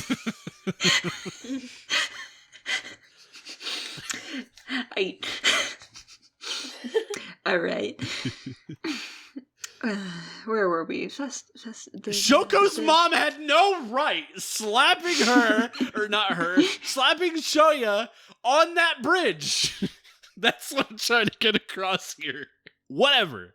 Anyway, okay. So what do you mean by it irritates you? They have clear, documented evidence of somebody, like, borderline assaulting somebody, and they didn't do anything about it. They didn't even confront either party about the situation, and it bothers me. Because this is bad. This is no good. Just like in elementary school, someone gets verbally or otherwise assaulted and then nobody else does anything about it. No, I agree with you. It's because it's not like it's just like something that they saw and happened. They have actual video proof of this happening. I agree with you. However, for a movie sense, Shoya says, I want to help Shouko not hate herself anymore. And then he basically spends his entire summer spending time with Shouko and making sure that, like, you know, she understands that she's valued and stuff like that. He takes her to an art museum, which that sequence is cool. That art museum was neato. Yeah, no, I want to go there. Can we go there? Can we go to Seems art nice. museum? Art museums are cool, guys, I swear. They are cool. We're not just weird, nerdy arts. No, please, they're good. They're great. I love them. I just like them more because I like art. They're funky and cool and not boring, I swear. I think his reasoning was, well, I understand that this happened. And you're not really thinking about, well, we can bring police into this. He's thinking about how Shouko feels. And he wants to help her. Because he was in a similar situation. He wanted to kill himself, you know? And then because of Shouko, he continued living on. So that was his thought process in that situation. After all that, the next big thing to happen is Shouko and Yuzuru's grandmother dying. That was another part where I cried. That one just comes out of nowhere and hits you like a train. Yeah. More so because it was directly after the scene where Yuzuru and Grandma have a good talk. Yeah. And you don't even figure out like what's happened until Yuzuru takes Shoya, and then it just jump cuts to the grandmother's portrait, and it's just like, oh. Yuzuru's just like, I'm scared. And then it shows a butterfly in silence, and then it's bam, funeral. For me, the moment I realized, I think the first time was when Yuzuru was like crying and also wearing a school uniform. Well, obviously she was cosplaying. Well, no, because it's just like, you're wearing a formal outfit and you are crying when you are normally very, very much wearing goblin clothes all the time. Normal clothes are not goblin clothes. Any clothes can be goblin clothes if you're not a coward. Her clothes are goblin clothes because she's the one's wearing them. False! Just, it sucks that her grandma dies and all that stuff. But a good thing to come out of that scene is Shoko's hairstyle. I like how all of us honed in on this, and it's just like, that's nice. It was cute. The little like bun it was in, and it was like, that was nice. You should have done that instead of the ponytail when you were trying to tell your mans that you liked him. It just sucks that it happens to be at a funeral. From there starts like the actual montage of Shoya hanging out with Shouko during the summer and all that. And he seems kind of too happy. Oh yeah, no, he's gotta be faking it. He's putting it, like, you can hear it in his voice. Like, it very much felt like a front. Hey, Shouko! Cool, I see Yuzuru's gonna tag along with us. Let's check out a movie. This is hilarious. Hey! Greetings, classmates. I gotta say, this has been the best summer break ever. Just ask Yuzuru. Whatever. No, the voice actor did a good job of it was a very significant difference between the way he usually talked. It's like he felt awkward. He wanted so badly to make Shouko feel better, and it shows. Yeah, it very much is not a good time. But that quickly ends because he's back to normal when they offer for him to help cook their mother a birthday cake. Yeah! You don't cook a cake. What do you mean you don't cook a cake? What do you do when you bake it? It gets heated? That is cooking. Yeah, you bake a cake. You bake a cake, motherfucker. It's different. It's much harder than cooking. But You bake Hold on. cookies and you cook bacon. There's a difference. Hold on. The definition of cooking is the practice or skill of preparing food by combination, mixing, and heating ingredients. By definition, is that not fucking cooking a cake? I do not disagree with you. But the way our language works makes no goddamn sense, so when you say cook a cake, it sounds wrong. Yeah, it sounds really fucking weird. And that's my entire argument. Cooking a cake. It does sound weird. And just to bring up the other end of the argument, the definition of bake is cook food by dry heat without direct exposure to a flame, typically in an oven or a hot surface. Oven. It's actually an onion-shaped oven. So anything you put in there tastes like onions when it comes out. Oh boy. You baked a cake, onion cake. Onion cake. Cakes have cake layers. Now, bitch. Stop this. Ooh. It all just collapses back in on itself. Mm-hmm. So they're sitting there and they're cooking cakes, and they're cake layering singular. it all up. They're cooking all of the one cakes. One cake. Oh, every one cake. I love the dialogue in this scene because it's just like, are you sure she wants me here? She'll probably kill you. Are you sure I'm not gonna get murdered? Because I'm at least like 70% sure I'm gonna get murdered. I mean, yeah, the last time he saw their mother was on the bridge, and he got no reason slapped. No reason. That leads directly into the next scene, which because at the end of this one they ask, "Isn't next week the fireworks festival?" And then my personal favorite scene in this entire film, because the way it plays out is perfect.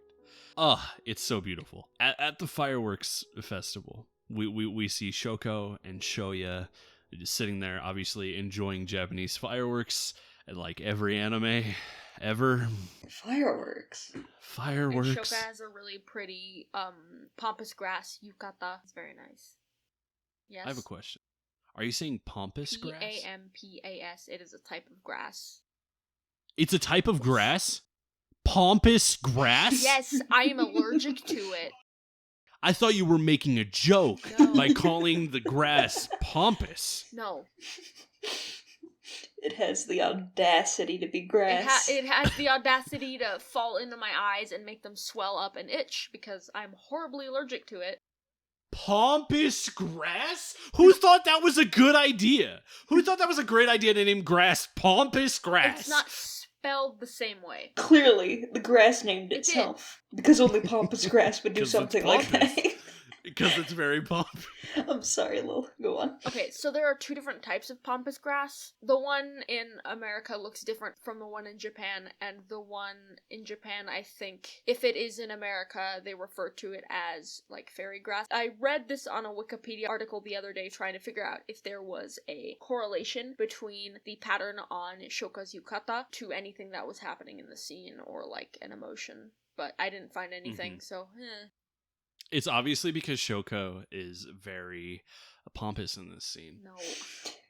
Clearly, this makes the most sense. Very hard digression we got there. The scene plays out beautifully because we see them kind of just hanging out and enjoying the fireworks. Shoko's mother and Yuzuru walk away to go get snacks at one point, and that gives time for Shoya and Shouko to talk. That goes from Shoya being like kind of stumbly upon his words and eventually ending up with the and then Shouko just leaves. She's like, I gotta go and I gotta go study. In that scene, though, I wanted to, because there's a point where Shouka is closing her eyes during the fireworks, and you see the camera kind of shake a little bit, and it's like she's just like feeling the vibration the sound makes from the fireworks. Well, she can also hear it because of her hearing aid. It's like they're really loud, so yeah. It's probably one of the few things that she can hear. If you listen to fireworks, or if you go look at fireworks, when they go off, your heart kind of bumps. You know, there's like a little poop there in your chest. That's what was happening in that scene, and that was very interesting to me. Maybe that's what the pompous grass means. So anyways, after Shouko leaves, Yuzuru approaches Shoya and Hey, what happened to Shouko? Oh, I forgot my camera. Would you mind going back to our place to get it? he's just like, okay, alright, I'll go do that. And when he arrives, he finds it pretty quickly. It's just the whole apartment, or building that they live in is, dark. Like, one of the lights flash, and he looks up and sees Shouko on the balcony, and she's starting to stand up, and... You can see the fireworks from here. Huh, so that's where she is. What is she? Hey, wait a second. What is she doing? Hey, Shouko? Shouko? Don't do it!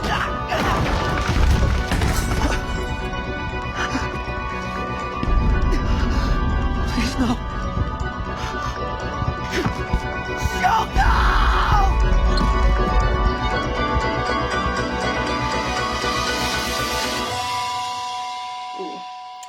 I don't, this isn't quite where I started ugly crying, but this is where I definitely started shedding tears. Oh, because it gets bad. It goes bad real quick. It takes him a moment to, like, kind of realize what's happening, but once he does, he just sprints over and starts, like, running into tables and whatever, and is just frantic, screaming her name. And she jumps, and he barely manages to catch her by one arm, like, almost over the balcony. And I don't remember quite what he says to her in this scene. He doesn't say anything to her other than hold on, because the rest is in his head. Yeah, no, right. Eventually, he's there long enough. She tries to pull herself back up, and when she does that, Shoya slips, and he falls off instead.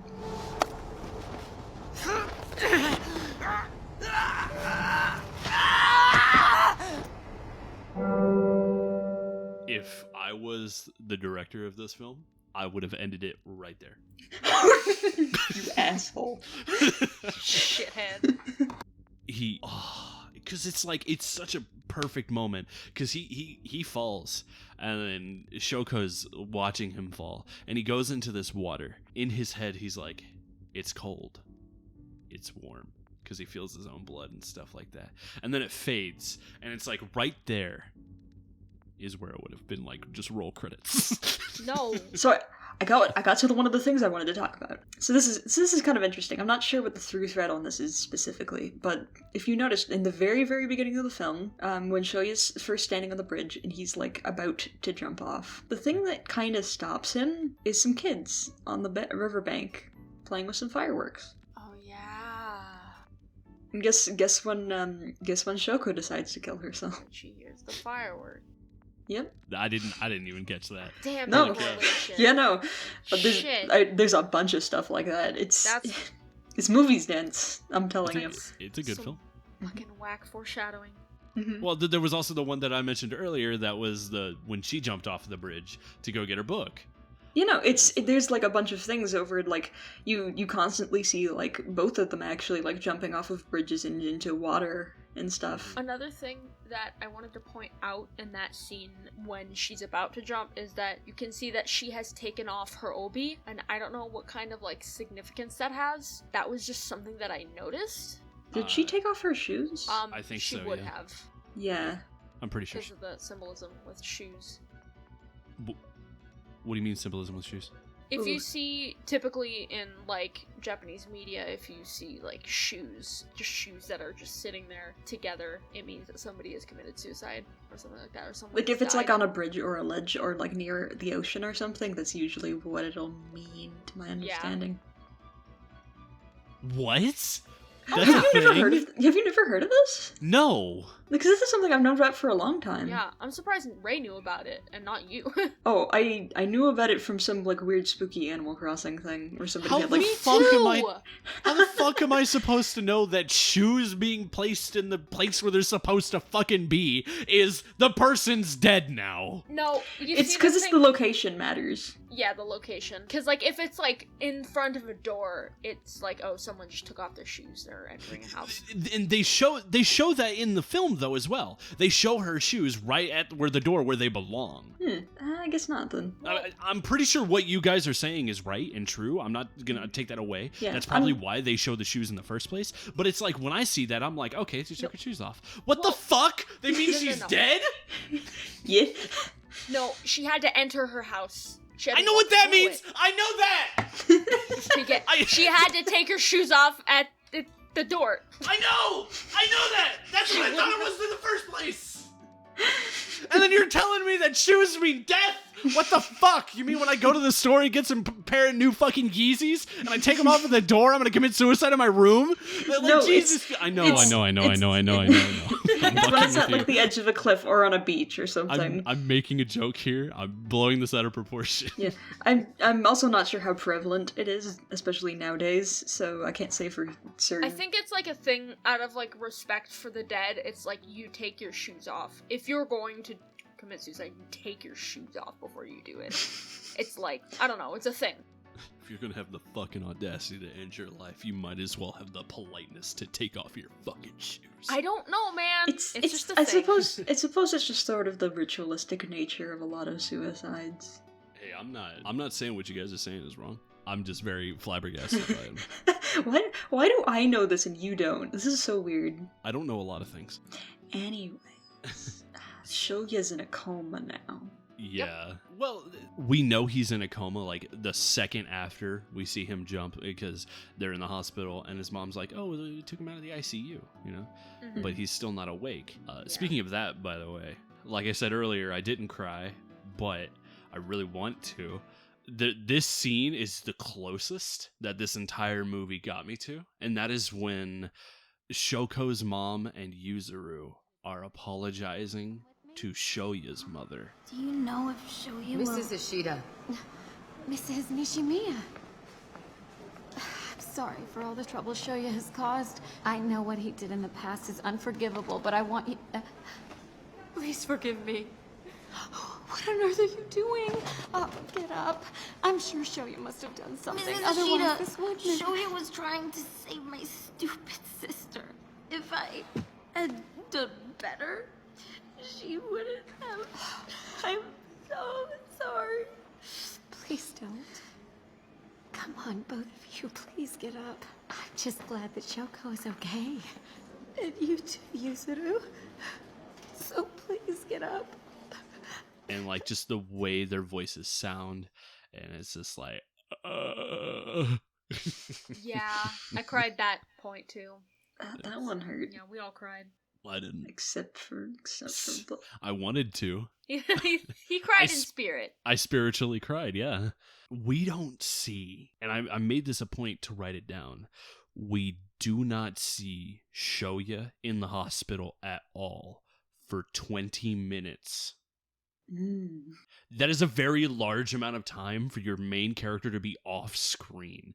So, like, in the minds of the audience, that fucker's dead. You are in just as much panic as all of the rest of the characters. Yeah. And I would argue all of the scenes that come after that would not hit half as hard if it weren't for that fact. 100%, especially with everyone's favorite bitch, Naoka. Mm-hmm. Let's talk about this scene for a moment. This is the scene where I started just ugly crying. Because I was crying beforehand, but this is what I broke. This is also a scene where I realized, oh, I say that to myself. Cool. Why is Shoya lying in a hospital bed instead of you? Don't you dare try to play the victim! Say something! What? You finally felt bad for all the problems you created for everyone, so you decided to kill yourself? And now all you can say is, I'm sorry? Is that it? Well, that's not going to cut it anymore! Who do you think you are, huh? You're a loser. A deaf loser. You sit there in your own little world and ignore everyone else around you. You're the most selfish person I know! The shit that Naoka says to Shouko... Ooh. That it, like, and she's like fucking beating her at this point, like throwing into her fence and shit. It's like, why? And like just full on throwing her up against the chain link fence. Like, straight up, like, assault. It's like, why is she not in juvie? And then Shoko's mother comes up. Before we get to okay. good defense, I have to make it a point that at least it's warranted because they're having a conversation. Listen. This isn't how things work. This is not. Oh, but just like you were saying, Shoko's mother comes in and is Superwoman. She is! And I want to make a note here that Naoko doesn't stop when Shoko's mother comes up. She just starts beating up Shoko's mother instead. Yeah.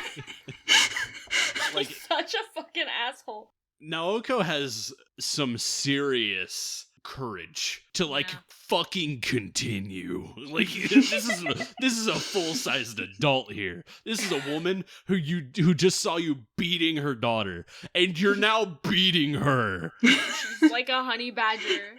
She doesn't feel fear. I will not commend Naoka's behavior, but I will say, holy shit. Hatred unending.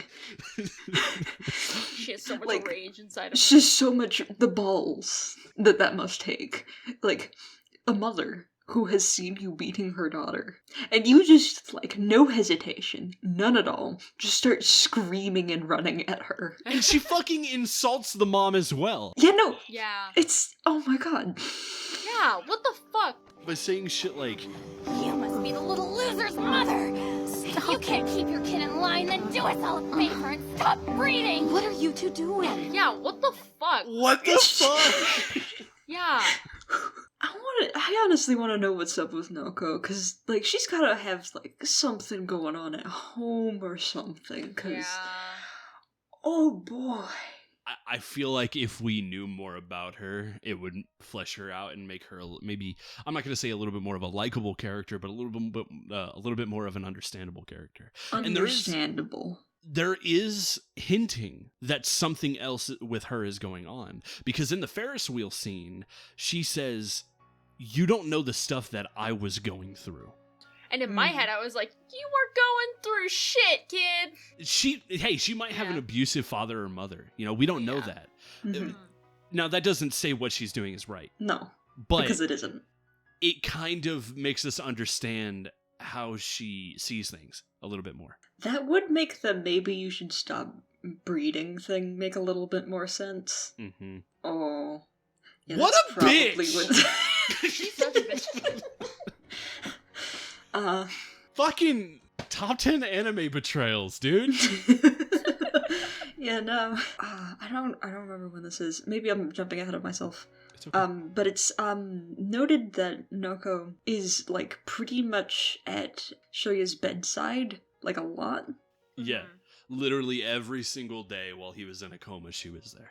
And despite the fact that she continues to treat all of his friends like shit, she still seems to care about him in some regard. I think maybe a lot of the reason she hates Shouko is that Shouko takes the attention that she should be getting from Shoya away from her. Definitely. For sure. Because she keeps going on about how Shouko is so selfish and, this is all your fault. And that might be a part of it. Yeah, because when Naoko wants Shoya's body so hard, it's when you stay by someone, you're either really great friends, which we know they aren't, or you like them. It's one of two things. Either that or you have, third, some sort of weird other obligation. Would be it familial or spiritual or whatever. After that point, we see a dream from Shoko's perspective. And nothing's said, but text is displayed on screen.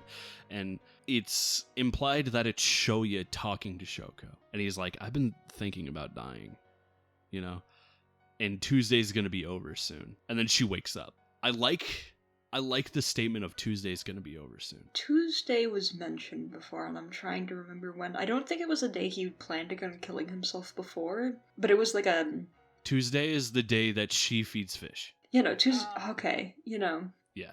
Because I remember that because he was biking back and he found a coupon for some fluffy bread or something, and it's. I remember before that he was just why did it have to be a Tuesday? Yeah, I like that he says Tuesday's gonna end soon, because that is their time together.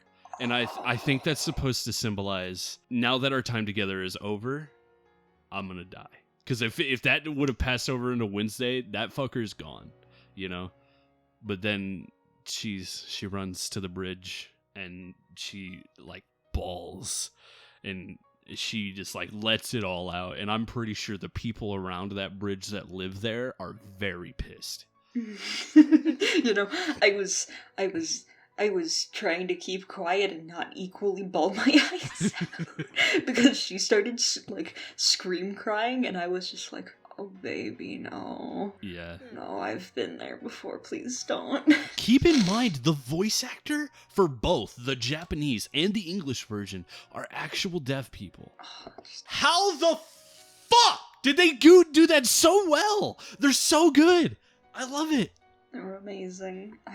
The raw emotion in that scene hurts me. Yeah. It's incredible. It's even scarier that you can connect that to raw emotion, because this is coming from someone who is voice acting, can't hear their own voice, is acting, and it feels so real. It's... That is a testament to the voice actors and how that's a good voice actor. Yeah. I hope to see more from them, because they both do a very good job. And then suddenly, through some spiritual bullshit, Shoya wakes up and he does everyone. What is up with Japanese hospitals and not having guards to lock people in their fucking rooms?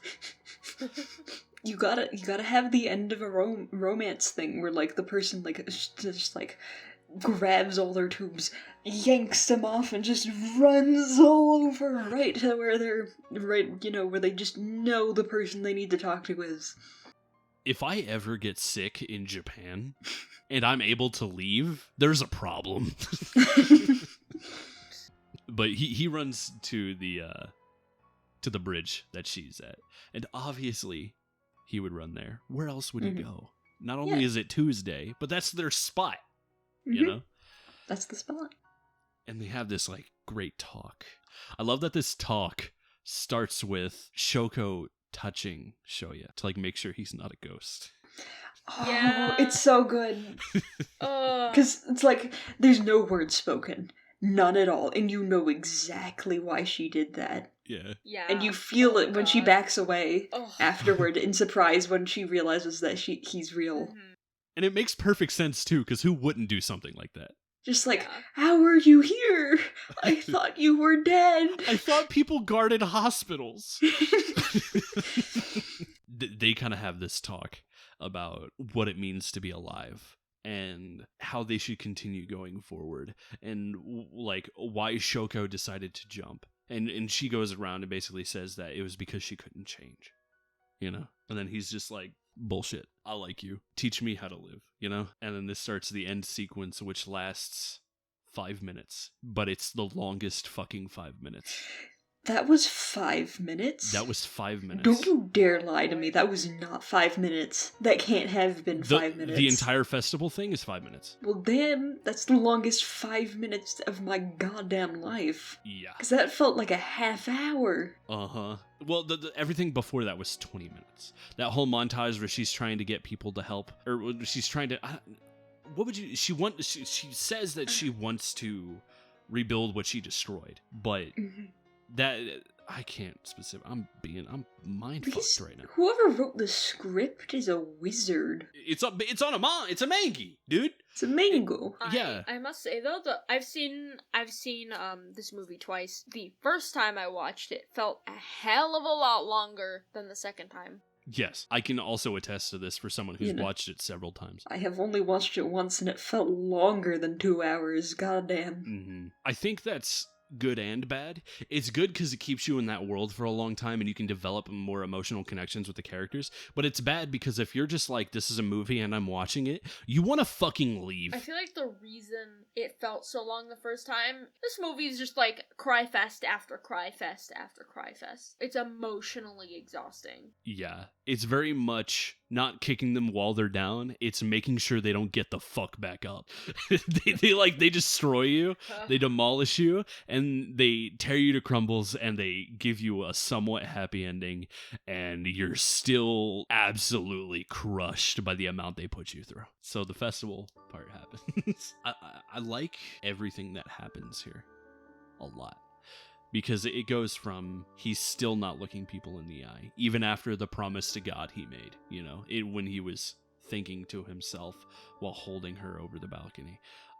He's still not looking people in the eye. And Shouko is encouraging him and being like, come on, you can do it. The two best parts in the festival that I like a lot are when he goes to his class and he looks up and everybody's like, oh my God, he's actually alive. Holy shit. And then immediately all the X's come back. It's just like, oh God. He's just like, nope. Nope. He shuts the door, he doesn't enjoy it, and he goes to the bathroom. I love Tomohiro in this scene because he shows so much. He shows desperation because it's his friend, This is the first time he's got to see his friend actually, be out and about for an undisclosed amount of time. But it is an amount of time, Mm-hmm. Like, he was in that coma for a big bit. It had to, at very minimum, be a week. At most, be 2 months. Yeah. Because school's still going on. It was in summertime, so they haven't hit, the break yet. Anyway, whatever. I love Tomohiro in this scene because he's crying out, and he's super sad, and you can tell he cares, and he's a bro. He is. He's got his lucky stash. Oh yeah, because he's not allowed to shave until Shoya comes out of a coma. That is, he's such a bro. I love him. He's wonderful. He's the best friend everybody wants. Yeah. Super silly, a little bit dumb, but cares a lot. Usually there's a best friend archetype, and they're usually kind of annoying, kind of like a comic relief, because we needed a comic relief sort of character. Yeah. But no, he's just good. Well, he is a little comic reliefy. I mean, yeah, no, but it's he's actually funny is the thing. I experience laughter in his presence. Now, here's another thing. Is he actually funny because of how dark this film is? Ooh. Yeah, because dumb jokes can get you to laugh if you're in a really bad mood. Oh yeah, they do, don't they? Uh-huh. So that juxtaposition just slaps you in the face. Yeah. And while I do find what he says funny and stuff like that, there are certain things that are funny, actually genuinely funny, and then there are things that you laugh at because something just happened, Mm-hmm. The lucky stash thing, that's funny because something just happened. The is my voice weird? Yes, is funny because that is actually funny. Holy cow, I want to know if that was funny in Japan when they were watching it. We'll never know. I guess I gotta become Japanese. Guess you gotta learn Japanese, man. It's the only way. Well, no. I mean, socially. If I were to go up to a Japanese person. No, because, I mean, that comes a little bit with the language, because in order to fully understand the language, you need to understand, the sort of culture around it and how it's spoken. The same applies to different dialects of English. That you almost, and Spanish especially, from my understanding, is that if you go to a different place, you just basically can't understand a person. So he goes out into the festival with everybody. No, fuck that. I'm not talking about that right now. I'm going to talk about the part with Naoka. So she comes back, right? And everybody's having this moment, and she comes back and she's like, "Oh, great, this bitch again," But she does something. Oh, yeah, she does a thing. She signs baka, but in the English dub she says moron. Stop acting so worried. They're just talking things out. You apologizing? Well, guess that's all you know how to do. Moron. Moron.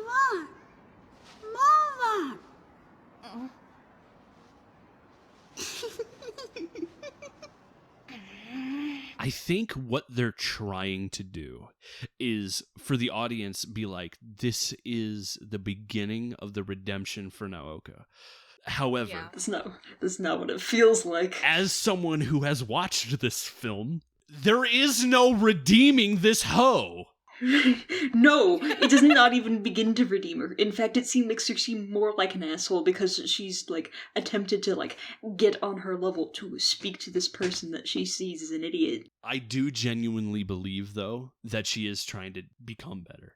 I think that is what it's supposed to be, because she doesn't get mad at Shouko when Shouko starts saying it back and shows genuine happiness. Yeah, she's like, oh, you learned a sign. Here, let me teach you how to properly, like, or you're trying to learn a sign, let me teach you how to properly sign it. She's like, no, moron.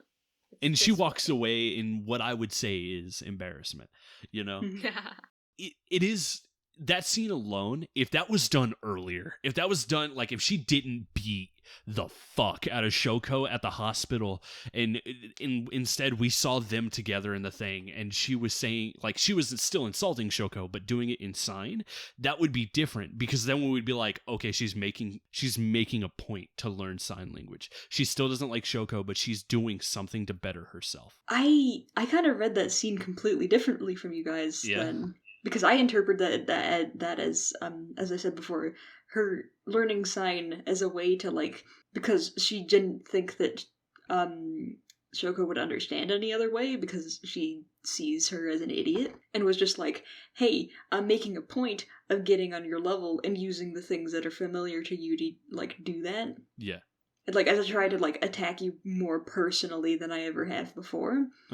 And then when Shouko, like, did the sign back, it was just like, no, you're actually a moron. Yeah. And that's kind of why she stormed off. I think there's two things that I'm going to bring up that kind of lean more towards why me and Lily think the way we do. So in the beginning at elementary school, Naoka is very hard-pressed and stern on the fact of she is not going to learn sign. It's easier for me to talk to you. And in the Ferris wheel, she says, I'm going to talk slowly so you can understand me. And so there's that, which solidifies the fact that she doesn't want to learn sign for Shouko at all. And then there's the fact that I think she's blushing in that scene when she runs away. Yeah. I suppose that is the case with a lot of scenes in the movie, though, where they do have multiple interpretations. Yeah. Now, we could be wrong and you could be right. I'm not saying our way is the 100%, right? Yeah, we could both be wrong. Who knows? Maybe she pulls out a gun later on. And after that scene, they go out and actually enjoy the festival, you know? And this is where the movie ends, because we see Shoya becoming no longer socially deaf, like I said earlier. He hears what other people are saying. All the X's are gone. And it's this really beautiful moment because he can connect with people again. Well, all of a sudden you, like, hear a lot of background noise. You hear a lot of, like, talking. And even, like, he's uncovering his hands from his ears. And you hear a lot of little individual conversations about, oh, this food is good, I'm having fun at the festival, stuff like that. Replacing the thing that had happened, like, maybe 1 or 2 times earlier, which was him making up conversations in his head about people saying bad stuff about him. And that's very important. In that moment, he finally feels redemption, and he just cries. Oh, he just starts sobbing in the middle of the crowd. Just letting it all out. It's super powerful. I think the manga continues a little bit after the film ends, because the film ends right there. I think the manga only goes on until graduation, and that's it. And graduation isn't that much further because they are seniors. I haven't read it, but I will read it, and oh boy, I'm excited. This whole film shines light on a lot of issues that I feel like most films and shows and stuff don't talk about. And it kind of has its own way of dealing with things, you know? Yeah. It's a very good movie. Even if you aren't prepared for it. Like, you could be a joyful, happy person like I am, or you could have just got done talking a very emotional conversation with somebody you love. In this movie, you're never going to be fully prepared for what happens in this film when you watch it. Yeah, no. I love this film. I'm I'm really glad that you guys showed this to me. Because under normal circumstances, I can't imagine... I mean, it's not something I wouldn't, per se, not be interested in. But it's not something I would have gone out of my way to see on my own. And boy, howdy am I thankful that you guys did. Because this is... a lot of media doesn't, like as you said, like, they don't talk about this sort of thing. I think much more recently they have been kind of making it a point to do so. But this film came out in 2016 in the kind of more uprooted movement of, like, talking about suicide and stuff in shows. I feel like started in 18, 19, you know? This was before that. And it does it, I think, more effectively than most other mediums. Oh no, that's something that I found particularly intriguing about A Silent Voice, is that it wasn't just like, oh, we're gonna talk about this subject matter and whatnot, and it's just like, oh, it's cool that this piece of media talked about said subject matter. It does it well. Yeah. And it, like, I've never seen a film like this before, for multiple reasons, but that one especially. Within the 2 hours that it gives you, it has the same punch of like an 18-season show if somebody died. Yeah, no, it's...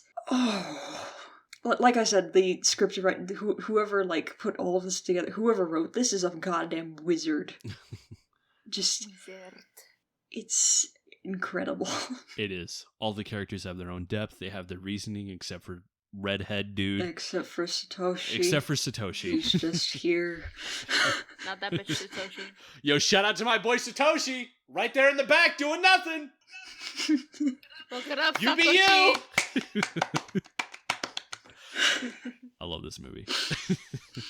It's a good film. I love Kyoto Animation, so like it was just, of course it was going to be something I was going to watch, you know? I have seen most things they have made, and I love everything they make because it's great, but this is probably the heaviest thing that they've made, and it doesn't feel overwhelming in any sort of the word. It feels right. It feels real and human, and all of the emotions are warranted, and all of the things that happen make sense.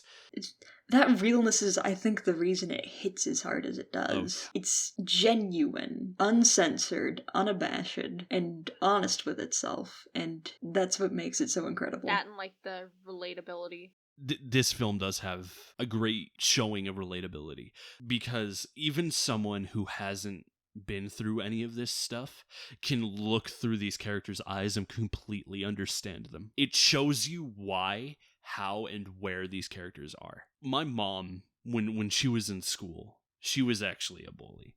She made fun of people, and she brought people down, and she talks about how she regretted that and all that stuff. So she connects with Shoya because I've showed her this film. She connects with Shoya because she was in his shoes. Maybe not to the point of wanting to end her own life, but she still was regretful and wished she hadn't done the things that she did. And I was in, much like Lily was as well, Shouko's shoes. Now, we're not deaf people. I might be going deaf because of how loud I listen to things, but... Me and Lily are very much relatable in the sense of Shouko's light and how she feels and how far she goes and the things she thinks and stuff like that. Now, we don't see many things from her perspective, but we still understand her completely. For someone who doesn't talk a lot, she says too much. Would you say that her silent voice speaks volumes? Woo! We did it, folks! We've arrived at the station!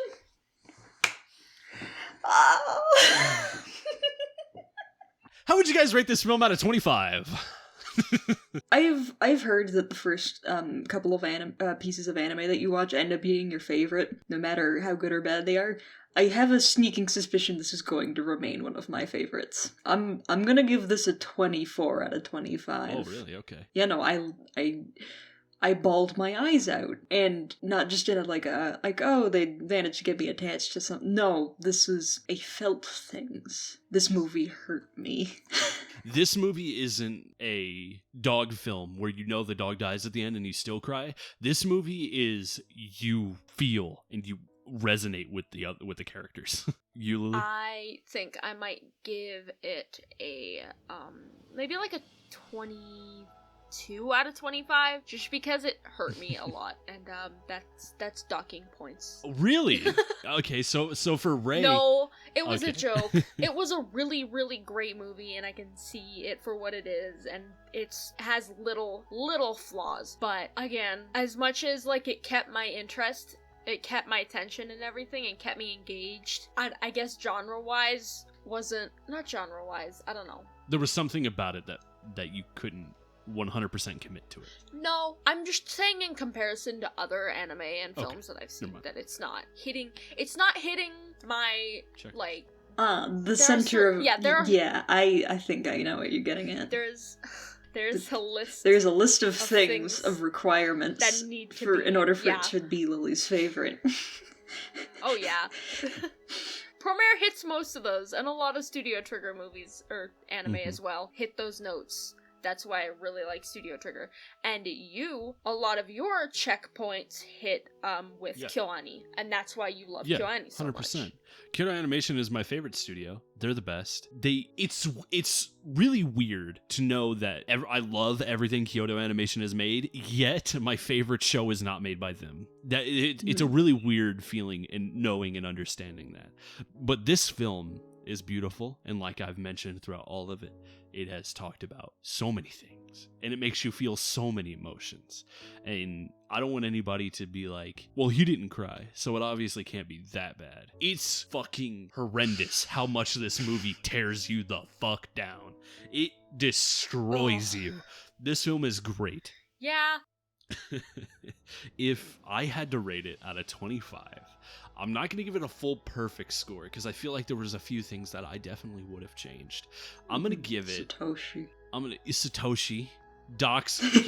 You know what? If Satoshi wasn't there, I would give it a 25. Since Satoshi is there, 0 out of 25, terrible film. No. There it is. No. There it is. No. I'm gonna say 23. It feels me up. It makes me feel good. It gives me happy emotions and even sad emotions. I love this movie. Thank you so much for listening to the first episode of AniBabble. As the sole editor and lead of this podcast, it means so much to me. For the first episode, we watched a movie that I selected. Next time, we're going to be watching something Lily selected. We hope you can get spirited away with us next time.